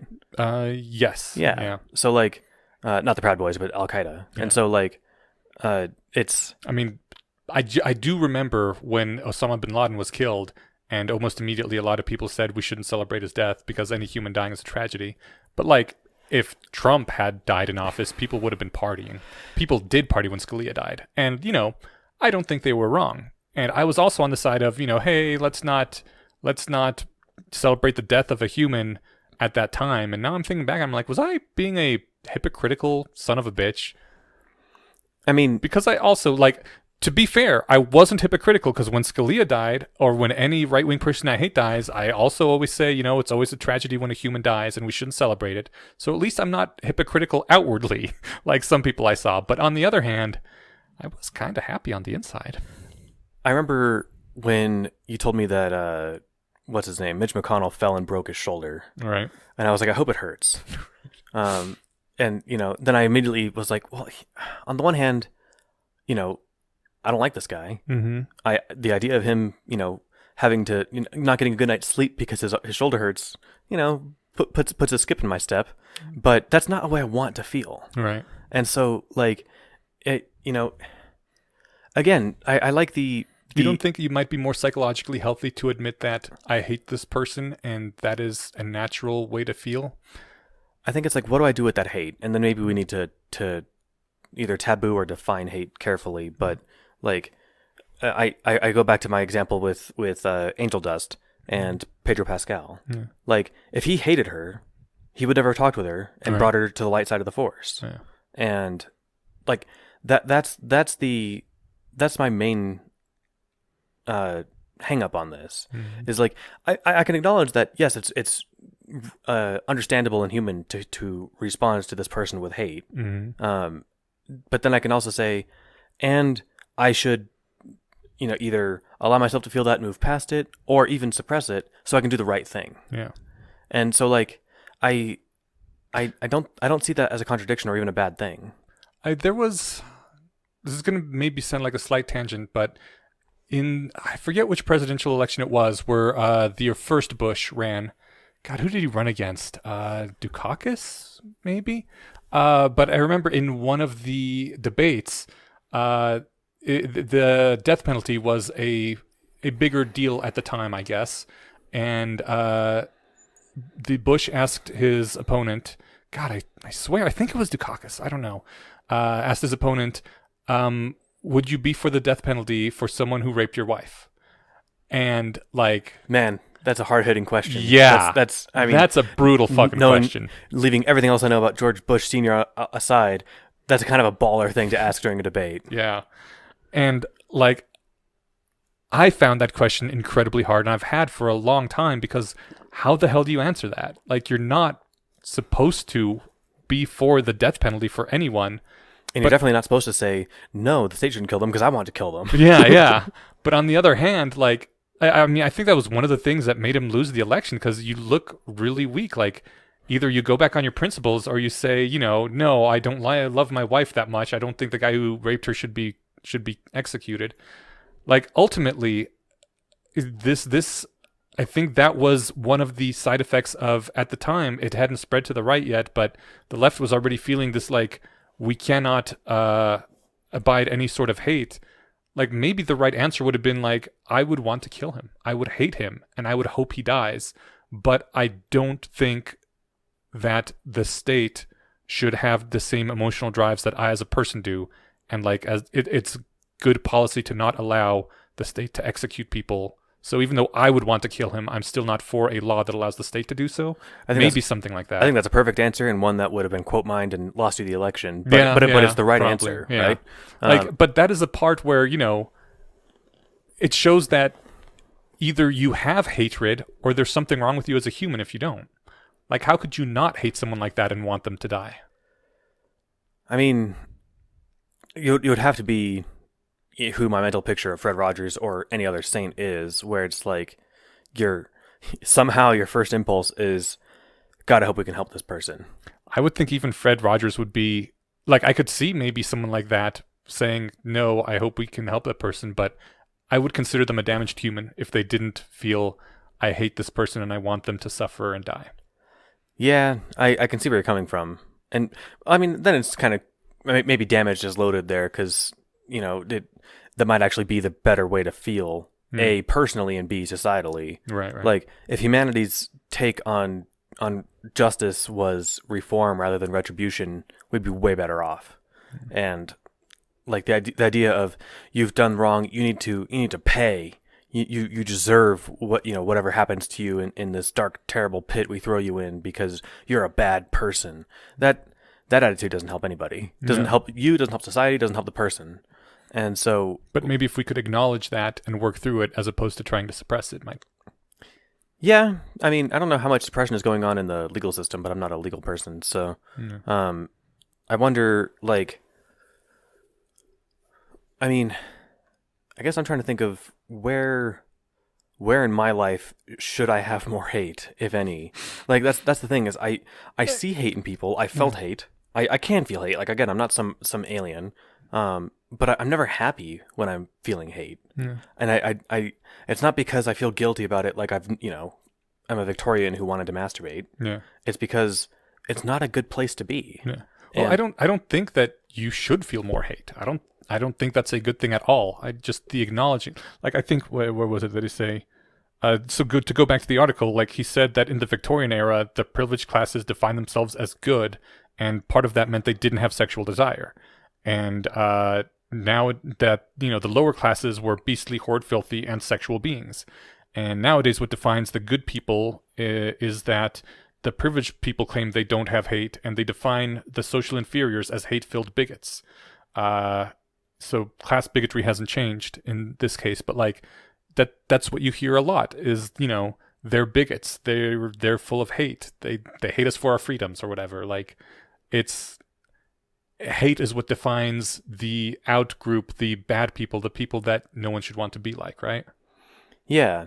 And, it's and that impulse just ruins conversation and any chance for fruitful discourse or like personal reform of a person. Yeah. Like, I think you made the case on the Mind Killers that, like, people disparage J.K. Rowling as this hate-filled bigot. Yeah. And yes, while some of the things that she said are probably inaccurate and are textbook transphobic, I don't see her as coming from a place of hate. Yeah. And I didn't do a deep dive, but on the quotes that I've heard, like, it struck me as somebody who is misguided and doesn't understand the situation. Yeah. And so the correct response isn't to lie and say that she's full of hate and that this is her real motivation. No, she's just wrong. Mm-hmm. And there's a huge difference. Mm-hmm. Well, and the trump card was, this is something that a hate-filled bigot would say. And maybe if that wasn't, automatically saying, oh, someone is hate-filled, they're automatically wrong and to be shunned, then you can say things that are just misguided that other hate-filled people say, and that doesn't automatically mean you have lost, that you are also a social pariah because someone who did say something with hate said the same kind of thing. That should definitely just be, people should just get that, right? Well, you but can make they the same, don't. Yeah, because that's the whole thing. It sounds like something someone with hate has said, and therefore it is evil, and you are evil for even entertaining a similar notion. Those people are mistaken. Yeah, but I hear what you're saying. But it's like that the level of conversation should be beyond that, and so and that's where I can see where this guy's coming from with, like, if you just label everything that you hear. So, again, so everyone who, again, Angel Dust, I'm not sure what she said, and I should just look up her name, but I'm not going to because I'm on the air and it's more fun calling her Angel Dust.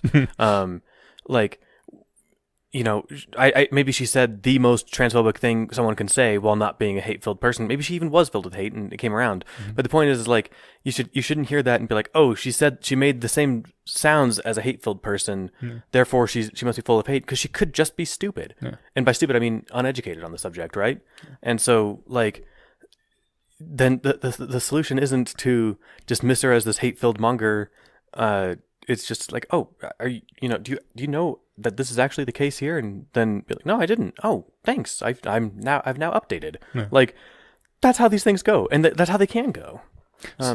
So yeah. So I kind of want to bring this back around to the people you said who wear their hate on their sleeve, even though they're like liberal whatever types, but just absolutely full of hate. He this ties back to like near the end of the article. He said that Victorian sexual repressiveness eventually gave rise to the sexual revolution, which swung to the opposite extreme with an equal lack of balance. Which, first of all, I want to say I was kind of a big fan of the sexual revolution. I really idealized the free love hippie stuff, and like, I'm a slut at heart, not in practice, sadly, because I guess my dick is just not okay having sex with people I don't know, but I wish it was, because that is my psychology, damn it. But given his disparaging of the sexual revolution, let's put that to one side and not argue with how wrong he is on that. Before we set it aside, might that indicate that he might be off base here?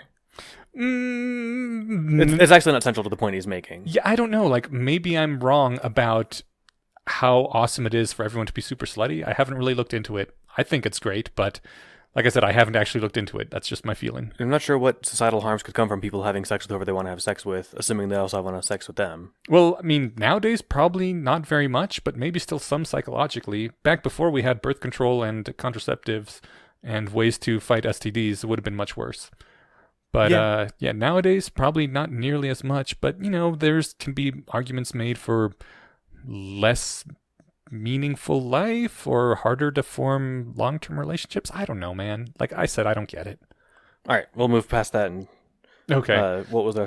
In the same He way? says, in the same way, today's attempt to repress hate could quite easily give rise to a revolution of hate, in which people wallow in hatred the way the libertines of the 60s and 70s wallowed in sex. Like sex, like wallowing in sex sounds bad. Yeah, right. So pretending that it does, his bad analogy aside. Yeah. I mean, I think as you were saying, we're already there. We're people on the way there. Deeply if we're not wallowing in hate on, and they see it as like a virtue. If they're not filled with hate all the time, they're not fighting the man well enough. They're not fighting the patriarchy and the oppressors and all that. Right. If you're not mad, you're not paying enough attention. Right, and you're a bad person for not you're a bad person for not looking at the stuff that makes you mad. And if you look at it and you're not made mad, then you must agree with it and you're a bad person. Yeah. Anyone who could say, we're already in the revolution of hate that he was worried about 4 years ago. 100%. Mm. And it's interesting because, this has been the longest 4 years of, I bet anyone we know knows life, right? Mm-hmm. I can't believe it's been 4 years. I remember November 8th or 9th, 2016, like it was yesterday. Mm-hmm. And it like every day you're thinking, well, this will be over soon. And then it just dragged on for 50,000 years. Getting worse. And yeah. And so like, no doubt that this will have been and demonstrated itself to be, there was enough time for during all of this, to have all these huge cultural shifts. Mm-hmm. And so, yeah, I mean, before, I can't imagine even being introduced to people who would say, I want to dance on their grave, right? Yeah. And certainly, depending on whose grave it is, you're like, that's your version of disagreeing with somebody? Right. Like, okay, you don't like the blog post they wrote, but holy shit. Yeah, like it's not even someone who's murdered people and raped people and stuff. It's just someone who wrote a blog post that you disagreed with. And so like I could imagine breaking bread 5 years ago with somebody who would say I would, love to dance on, at that time it would have been, whatever, who was the vice president, Dick Cheney's grave or something, right? Okay. Where I get the feeling that Bush is kind of just more no doubt there's sinisterness and stuff. Yeah. He definitely succeeded at his air of like, I don't know what the fuck I'm doing, and so makes him like seem less culpable. Right. But Cheney like the doofus that was taken advantage of. Right. Yeah. But Cheney has none of that, right? Right. And so like I could imagine breaking bread with somebody in 2008 who had said, I can't wait to dance on Cheney's grave. I can't imagine someone saying that. What else was I doing in 2008? Who would say that about, whether it was Richard Dawkins or Dinesh D'Souza, right? Those are just, Dinesh turned out obviously to be the worst person. Did he? Yeah. Okay. He's a felon, fraudster and stuff. Okay. I think he got a pardon. I'll double check. I wouldn't be surprised. A Trump pardon? Probably. Okay. Don't quote me on that. I'll have to look it up. But I feel like I saw his name when I was reading through the list. I just for my daily dose of outrage porn on Inauguration Day, I skimmed through the list of 100 and something pardons Trump gave, and it's amazing how you were acknowledging your hate kink. I was also just kind of curious what the damage would be. Indulging the hate kink, I guess. It maybe a bit, but I was also, like I said, a large part of it was just legit curiosity. And I'm wondering, because I wanted to see, is Ivanka's name going to be on here? Is he going to pardon himself? And I'm sure that would have been the top of the article. Trump pardons himself, but I was just curious. Did he pardon Giuliani? No. So a lot of it was curiosity there. He didn't even pay him. Didn't even pay him. But I mean, like he pardoned people that, so the rumor, I don't know what you call it, I guess not substantial enough to bring him to court yet about it, but he was alleged to have been soliciting money for pardons at $2 million pop, which would explain how, like, the guy that did millions of dollars worth of insurance fraud and on giving people medicine they didn't need, which caused deaths and blindness and fucked a lot of lives up, that guy got a pardon. Okay. Like, why on, it's one thing to pardon Snowden, in whether or not you agree, whether or not you agree with him, but like that you could get, like, that's the kind of pardon I imagine existing. That if there's any excuse for the pardon power to be a thing, it would be for cases like that. Yeah. Like, oh yeah, well this whistleblower, or fucking, Martin Luther King Jr. broke the law by, not getting a permit for this rally, but I'm giving him a pardon because he did the right thing. Like that sounds like a good use of the pardon power. To pardon a guy who didn't do any good for society and just harm people, that blows my fucking mind. Yeah. And so, why did I bring all that up? We were talking about the hate revolution. Yeah, something about that. I don't know how this came up. I'm clearly swept up in the hate. I bet if I re-listened to it, I could get there, but I'm not. I think a good way to do that while recording.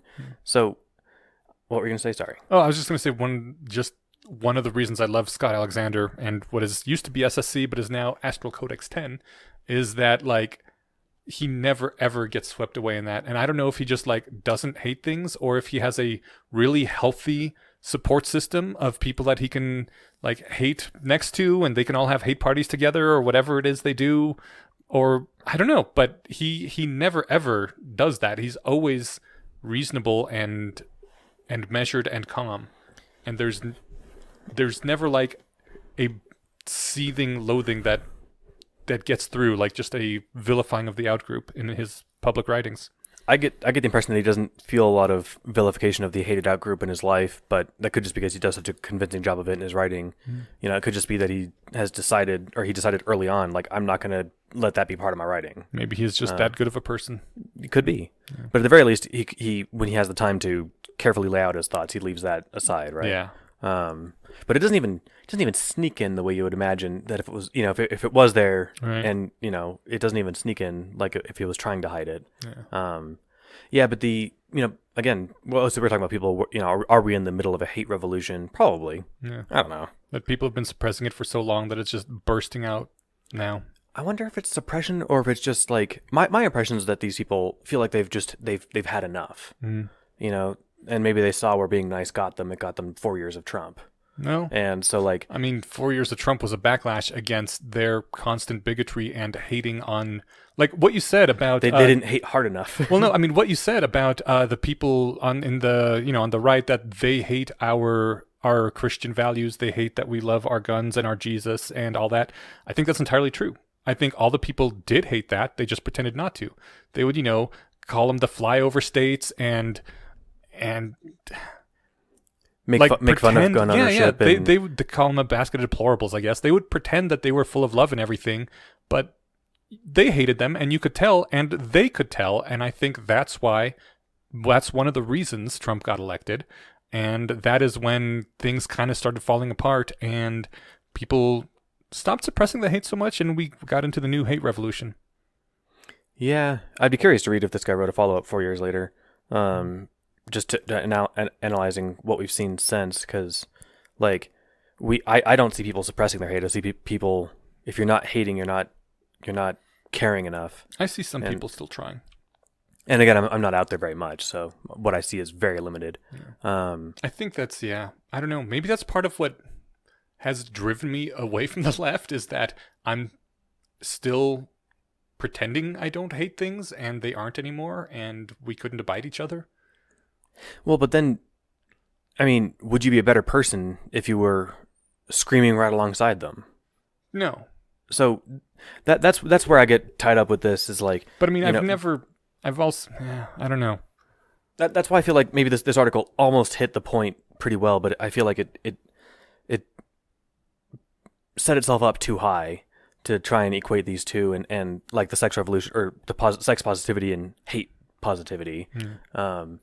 Like, so that's where I was like, oh, I wrote it a new one, because the points that I think it was trying to make, it could have made more clearly. And like the whole thing about just, I don't know. So I guess what would my takeaway be then? All right, so I'm convinced, if you wrote this article 300 years ago, I'd be like, okay, you're right. My whole obsession with sex is ridiculous. People should just be allowed to do whatever they want. I feel I've come around. That's the update I made from this. What update am I supposed to take away from this?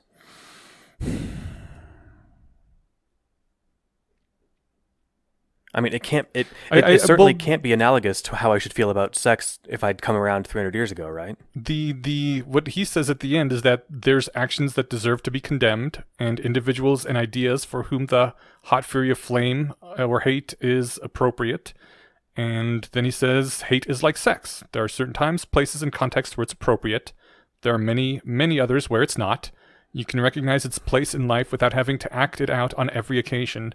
And in fact, the more conscious you are of its place in life, the more completely you acknowledge it and give it its due, the less likely you are to get blindsided by it. That's true of sex, and it's true of hate. And maybe how is that true of sex? Like, other than people not having sex with each other in front of me in line at the bank. Yeah. Like, what is he talking about? The way this analogy is tripping me up. Well, I think he's right. That there's a lot of times, places, and contexts where sex is not appropriate, like in the workplace. Sure. Even just like flirting is probably a bad idea in the workplace, even though. I mean, was anybody even in the midst, while they were wallowing in the horrors of the sexual revolution in the 1960s and 70s, was anyone saying we should be allowed to have sex at work? I mean, there was a lot of sexual, I guess you would call it harassment now, but it wasn't viewed as harassment then, and a lot of times, sometimes it wasn't even like. It was considered okay to be sexual and flirty at work, depending on your workplace. Okay, yeah, I guess I'm picturing sex as like literally just sex. Okay, and so like, but yeah, the foreplay, the enticement, all that stuff. Okay, yeah, the stoking the flames, whatever. Okay, yeah. I mean, I have no issue with people flirting with each other in front of the line, or in front of me in line at fucking Chipotle, right? Yeah, I mean, I don't either. Yeah. And it would be weirdly prudish of me to. I mean, so maybe it is weirdly prudish of me. I don't like watching people make out. Mm-hmm. Like, if I am standing behind them in line at Chipotle, and I haven't stood in line at a place in a while, but back in the day, if people are making out and I can, and it's like, I'm not. Maybe I'm old. Maybe I'm prude. It's like, I just have something I like watching, and when I'm trying to look at the menu and they're right here, and I'm pointing like just my line of sight, they're like I can't miss it, and it's like I don't want to watch you guys make out. See, I don't mind the making out so much. I always think it's kind of sweet to have those expressions of love in public. Let's push our food holes together. Yeah, right. That's what food holes are for. But I was thinking more along the lines of like, having a pinup calendar in your cubicle at work. That is just, like pretty girls off to the side that you like to see. There ain't nothing wrong with that. But, you don't want that at work. It brings a sexually charged like atmosphere that you don't want that there. It's not a place for it. It'll be distracting for lots of people. Might even be distracting for yourself. Maybe that's half the point. You can't stand your job, so you're trying to distract yourself with pretty girls. But like that's the sort of thing where you don't want a pen calendar at work, and people would have that back in the day.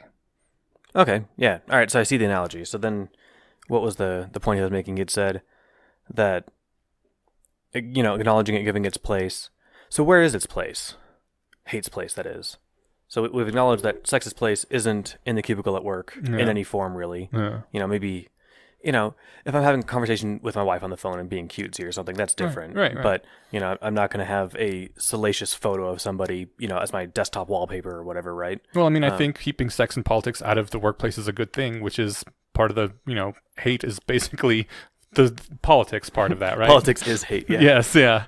So that's keeping politics out of the workplace. But, you can talk sexy shit, jokes, flirting with your friends, and maybe that would be also an appropriate time for grousing about how the Jews are taking over the world, or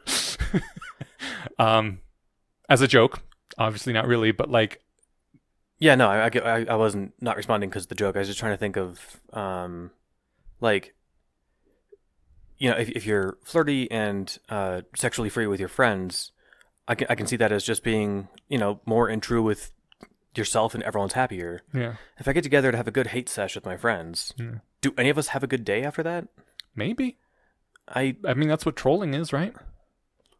Are they happy? I don't know. I don't know, man. I'm not the kind of person that likes that sort of thing. Just like there's people who don't like, getting together with friends and being flirty and salacious.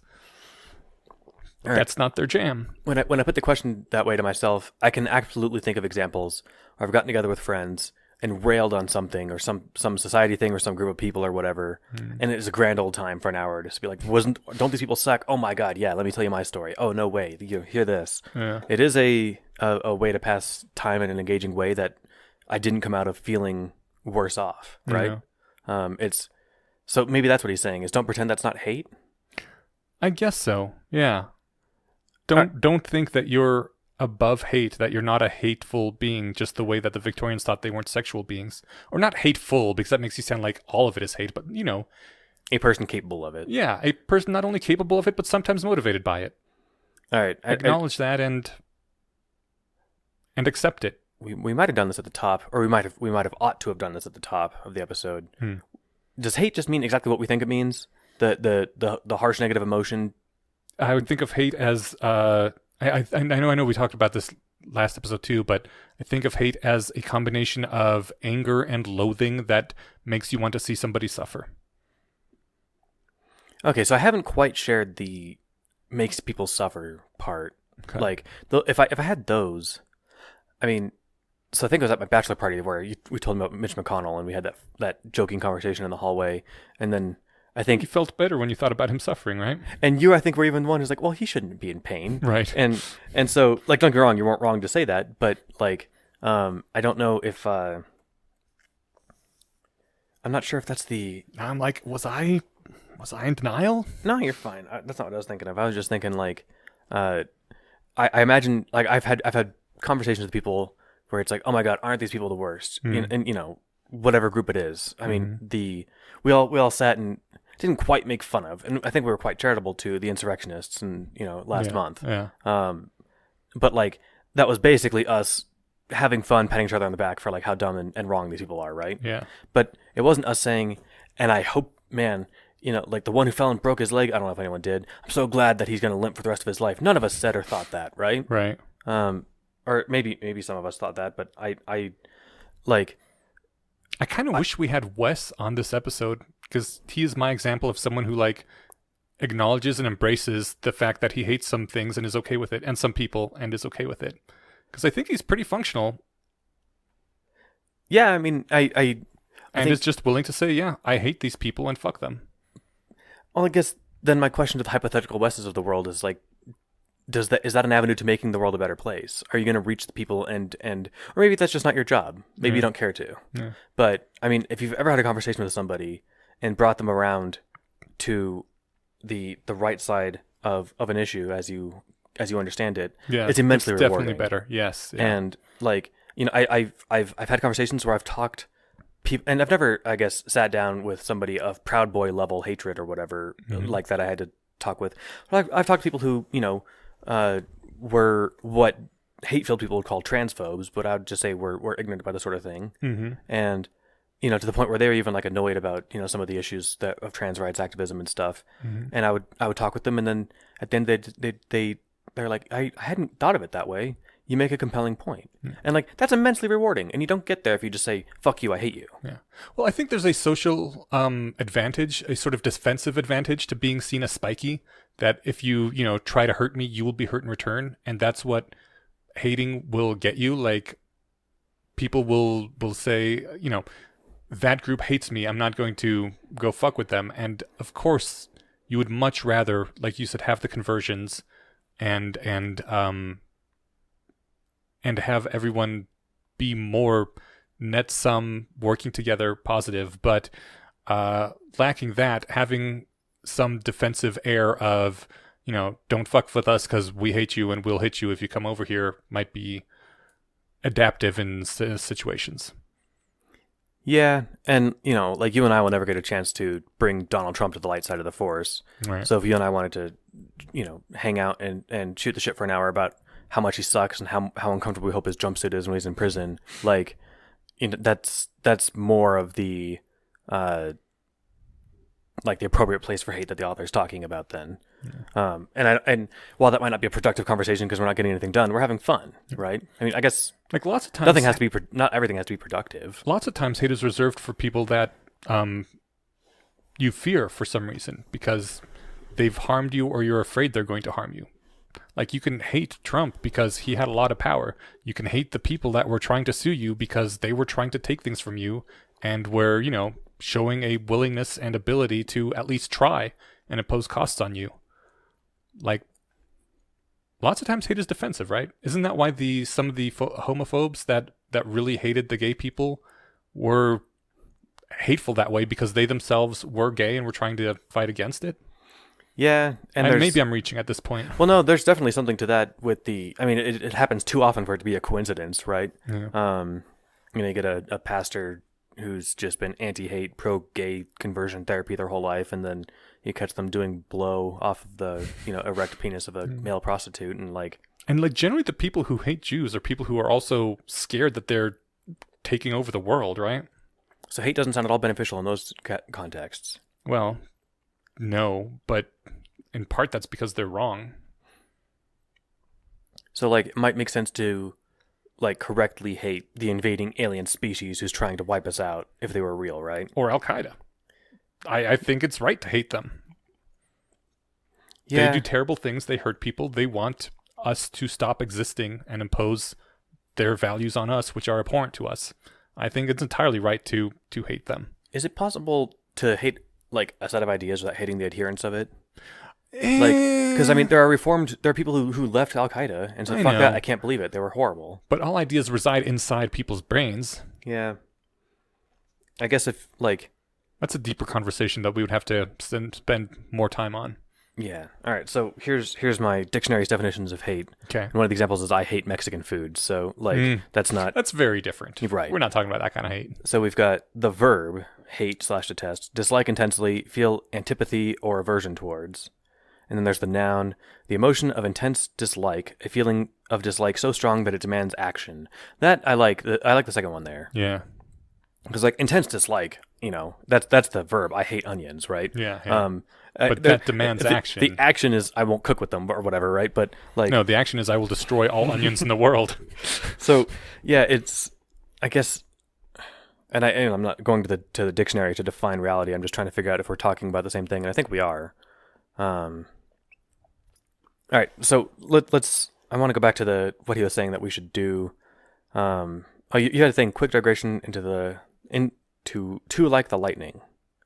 Oh yeah. Okay. So this is just a little note, but mainly because on the Discord, Wes has been pitching To Like the Lightning to be our next book club book, which is a great book by Ada Palmer. I did an interview with her. It was wow. It's great. But one of the things, it's set in the distant-ish future, several hundred years in the future, and society, advanced in a lot of ways, but they have gone back. They have readopted the idea that sex is not something that should be really discussed in public, to the point that they don't even acknowledge the biological sex of humans.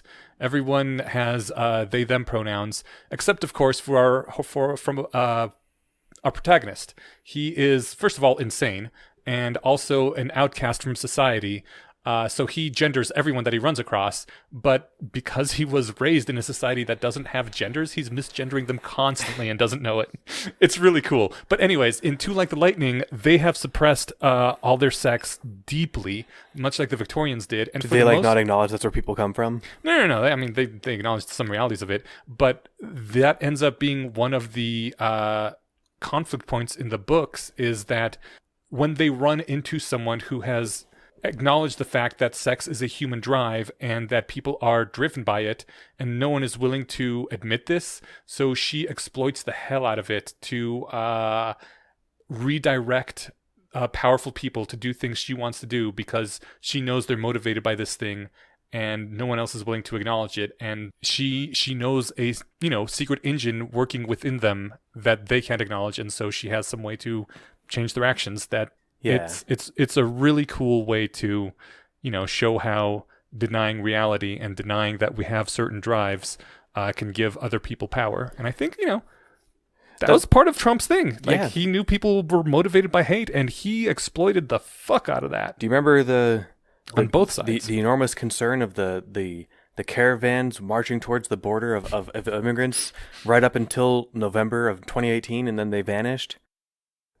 This was parroted nonstop. I do remember that. As this enormous concern. And oh my God, they're coming. They're gonna do whatever it is they do when they get here. What Everyone happened run in November of 2018? They stopped talking about it because they were never real, and the election was over. Oh, and the election was over. Yeah. Okay. So this was all there for election fuel, and then the second that the election was over, these caravans mysteriously vanished, and were to never be talked about again. It's like it reminds me kind of like that, right? It's like, and it's almost not a good analogy because they were allowed to openly acknowledge the hate. Yeah. But if this was 15 years ago, they might have been more closeted about the hate aspect of it and just talked about the security and the American way or whatever, right? Yeah. But yeah, I think the fact that we spent a lot of time not really talking about hate was a thing that Trump was able to use. He knew everyone has some hate in them and that it motivates them, and he used the fuck out of that and really got the left to go fucking nuts when he managed to, overcharge and explode their hate engines. And we've been seeing the effects of that for a while. He was just like, I know you got that engine in you. Let me keep pouring more nitro in there. So, should Biden be focusing more on a message of hate and getting people amped up to be angry and make that, use that emotion to charge action? No, not at all. But the fact that we were hiding it for so long meant that we had a secret lever inside us that someone was able to exploit. And so the solution to that is to just be open about the fact that you hate people. Yeah. And that we have that then emotion. That weapon can't secretly be used against you. Right. But then it can just be, like it was in 2018, just firmly used against you. I think that would be better than the secret use against, because you end up having much worse, I don't want to use the word perversions, but much worse perversions and exploitations when people can't acknowledge that this is a thing within them that is being exploited. I can see that. Yeah.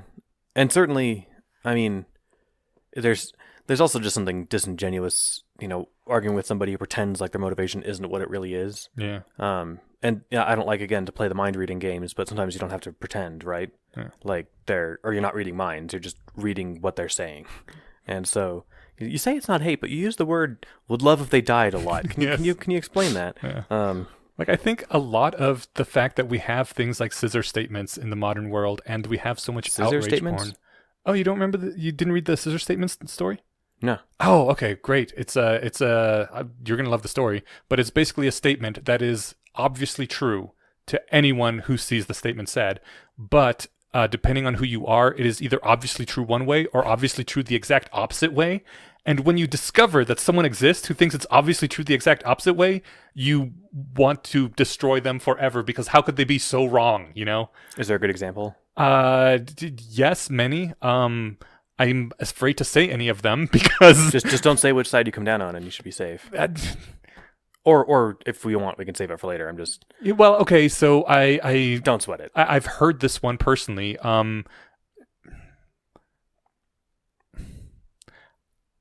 The cops involved in the George Floyd killing didn't necessarily do anything wrong. Okay. Yeah. Yeah. So some people wait. Some people would say that is obviously false, and everyone knows that. So the scissor statement is that's an obviously it's incorrect or correct statement depending on who you say it to. Right. Yeah. Gotcha. I think the sharper scissor there for me would be like they didn't murder George Floyd. Right. They were justified in some way. Well, like and don't get wrong, I'm not defending this argument, but this is one I've heard. Mm-hmm. Like because let's assume that they're not complete fucking idiots. They're just regular people. Mm-hmm. They're being filmed, Mm-hmm. and they knew they were being filmed. Yeah. They were not about to just murder someone on film. Right. Yeah. The guy leaning on him probably just thought he was restraining him, not that he was choking him out to death. Right. That's my guess. Yeah. I don't think that it's entirely possible he was brazen enough to say, "Watch me murder this fool," and he was really that bad and dumb. Mm-hmm. I think it's more that he was just that dumb and everything else around the situation was as pig-headed and fucked up as possible, and it led to the death of this guy. It's so. Like I said, I'm not necessarily taking a side on that, but I can see how someone could, some non-stupid person could say he didn't, when you use the word murder, you picture what we were talking about sneaking in and doing to Al-Qaeda people, right? Yeah. Like that's different. Yeah. He killed the guy. No one's gonna. Right. No one. The guy's dead now. Yeah. Anyone who dies, that's an idiot. Mm-hmm. Or a conspiracy theorist or whatever. Mm-hmm. Or who's that congresswoman who everyone's giving shit for lately because she's literally the worst. Don't remember her name, but I know who you're talking about. And she represents Colorado. No. Wait, one of these nut jobs does. Son of a bitch. Hold on, okay. let me double check. I got to make sure it's not the same person. I thought it was Wyoming. Well, in any case, there's one in Colorado. Okay. She was the one who was tweeting Nancy Pelosi's location during the insurrection. Oh Jesus. Okay. She might not be the one that's saying Jewish space lasers are turning the frogs gay or whatever it is they're worried about. Yeah. But that one, I think she did have some of her like board seats or something stripped from her because that's insane. Anyway, why'd I bring that? Oh, because you'd have to be that level of crazy to say that George Floyd didn't die, but she is that level of crazy. Oh yeah, those kids in that mass shooting were actors or whatever. Right. Nobody really died in that. Yeah. Goddamn. So what was I saying? Oh yeah, so that's a scissor statement, I guess. Mm-hmm. Okay. I hear you. So how did scissor statements come up again? Because I was just thinking that like we have a lot of outrage porn. We have the toxoplasma of rage nowadays. We have scissor statements really popular. Like these are things that drive media, that drive clicks. This is how people make money. And maybe if we didn't have all this suppressed hate in us, we wouldn't be so easily exploited by hate mongers, basically. If we were more in touch with our hate, we would like. Okay, so I know this is a fictional example, but the Jedi strike me as a perfect example of an order that was absolutely out of touch with the hate within them. Yeah. Like, they were like, no, we have no hate. Hate is the dark side. Like, you're a human being, man. I mean, I guess they technically might not have been because this happened in a galaxy far, far away. But we're presented with humans, and the fact that they pretended not to be hate is what led to all the dysfunction within the Jedi Order. And their failure to acknowledge anything like that happening. Yeah. And why they ended up being like these basically mercenaries going around killing people trying to impose their own order on the universe. Yeah. All right, so quick digression on Star Wars. There's another subreddit I like called Brand New Sentences. Mm-hmm. And this was a screen cap of a tweet. Star Wars facts. Contrary to popular belief, George Lucas said Jedi are allowed to have sex. And I'm quoting George Lucas. The Jedi Knights aren't celibate. The thing that is forbidden is attachments and possessive relationships. So you can have sex with someone as long as you aren't attached to them. So the reply tweet was, imagine being a Jedi, just finished clapping cheeks, Shoddy says I love you before leaving, and you turn around like, may the Force be with you, because I won't. Jesus. Nice. So, yeah, If the Jedi, I can't torture the Jedi analogy too much because we can't generalize from fictional evidence. But Yeah. where would this help us? If you can help me find an example in my life where I could be better off acknowledging my hate of stuff, then I'll give you a beige point. I mean, I think it's just a general acknowledgement of who you are and how your psychology works. Just not being in denial. I can't think of anything personally. Well, because we were talking about like hate mongering and stuff like that, and how it's easier to do to people who are closeted hatists rather than brazen hatists. Well, I'm not sure you're a closeted hatist, though. I think you're pretty open about the few people you hate and that you are generally a very not hateful person. So, and then I guess I'm also skeptical. I feel like it's harder to rally closeted hate people than it is to rally openly hate people. Oh, I don't know. I think those closeted hate people very quickly became openly hate people. Well, that's and then at that point, it's I'm not saying I'm like convinced, but I'm skeptical. If you told me that, oh, I see. Well, okay. So before that, they were rallied in the sort of snooty upper class way where you don't acknowledge your hate, but you're still banding together against the evil people. Like back in the day, the British people who just casually oppressed and genocided the people, the natives in the colonies that they conquered. And didn't really remark on it at all because it wasn't a thing. It is not spoken of. We will just stay in solidarity. And I think that was the same kind of thing you would see in the, I guess nowadays they would call them the liberal elite or whatever, where they would just, acknowledge that the people in middle America are filthy beasts and we're better than them and we don't really have to acknowledge them or care about them. And if they happen to, die of meth in their trailers, well, maybe they shouldn't have been such hate-filled bigots. And would the situation there, granting that, leaving aside the moment, the point where anyone's ever thought that string of thoughts before, but something like that, probably, sure. Would the world be a better place if they were open about that, or would it be a worse place? So the argument in this article is that it would be a better place. Yeah, if they were open about it. That's what I'm hearing from it too. So then I'm wondering if I believe that, and I guess well, you know what? If I think about it in real time, which I'm sure is just great listening. My thinking sounds really interesting. If they wore their true beliefs on their sleeves, then you can engage them where they actually are, rather than engage them where they pretended to be, so they can Mott and Bailey away from you. Yeah. Right? And I mean, part of it is I don't think they're pretending necessarily. They're suppressing. Like, they don't think, or they didn't think that they had hate. They would have never thought those exact words because they're the loving people. But we don't hate the sinners. We hate the sin. Exactly. Yeah. All right. And then when it comes out, oh, you guys actually do hate the sinner, then you can at least engage them where, like, on on a terrain closer to reality. Yeah. All right. Like now you're engaging with other people that you may hate these other people, but you're engaging with them as people and not as like a beastly, horrid things that are subhuman because they are hate-filled yokels or whatever. Right on. All right. So my takeaway on the article is that I think it could have been more persuasively written. I think you made the case better than he did whenever I had questions for stuff. But I enjoyed reading it, and I certainly enjoyed talking about it. So, yeah, that was fun. Can I end with a thing that he said? Of course. Okay. He says, it's one of the basic presuppositions of our culture. Again, he's going to be over-speaking here, and you're going to disagree with this, and I'm not going to disagree with you on it, but just warning you. I'll grant it. Yeah. It's one of the basic presuppositions of our culture that we're supposed to become perfect. And the way to become perfect, we're told, is to amputate whatever part of ourselves keeps us from being perfect. The quest for perfection by self-mutilation doesn't work. It's as simple as that. We've given it every possible test down through the centuries, and it's painfully clear that one more variation on the same misguided theme isn't going to change the verdict. I wonder what he means by perfection.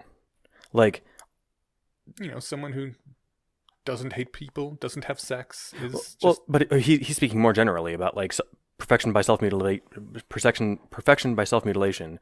Like, is the Buddhist who seems to sincerely not have physical attachments to stuff, are they mutilating a part of themselves because physical attachment to stuff is super normal? I would argue yes. I think they might be mutilated in the context of the sentence. They'd be mutilating themselves, but Absolutely. I feel like they might be actually bettering themselves. You know, like I mean, there's a level of to the extreme where if are you ever going to see a Buddhist create a rocket and colonize another planet? I don't know if we've had enough like hardcore Buddhists working in space technology to help me think about that. But you're right. Okay, if they don't care about possessions, why would they bother? Where's the want to go to Mars come from if you don't have wants? Yeah. Huh. Yeah, so I guess I don't know if that's necessarily tied to like I had a car get totaled, I don't know, 10 years ago. Mm-hmm. I wasn't in the car at the time. It was hit in the middle of the night, and I went out to go to work. And like I hit the clicker on my key thing. I look up and down the street, and I'm like, I parked there. What's going on here? And then I kind of just shrug and I head back inside. And I was at my parents' house, and on the door there was like the little business card of the police officer saying, "We tried to wake you. Your car's with these people." And I know they didn't try to wake anybody because my parents had dogs that would have woken up, but. So he clearly tiptoed up to the patio, delicately set that in the door, and ran off. But I called the place, and it was a salvage yard. And they're like, "Oh yeah, sorry, Mr. Zuber, your car was hit last night." I was like, "Oh, is the person okay?" Like, "Oh, well, I have no idea." And I was like, "Well, I just put a CD player in literally yesterday. Can I come get that out?" Mm-hmm. And she's like, "You're taking this really well." And I'm like, "Well, what, am I going to be mad at you about it? Like, you didn't do anything." Yeah. And she's like, "Well, you'd be surprised. People get mad at me all the time." Huh. The bearer of bad news, I guess. Yeah. And so, like, I didn't care about my car, right? Hmm.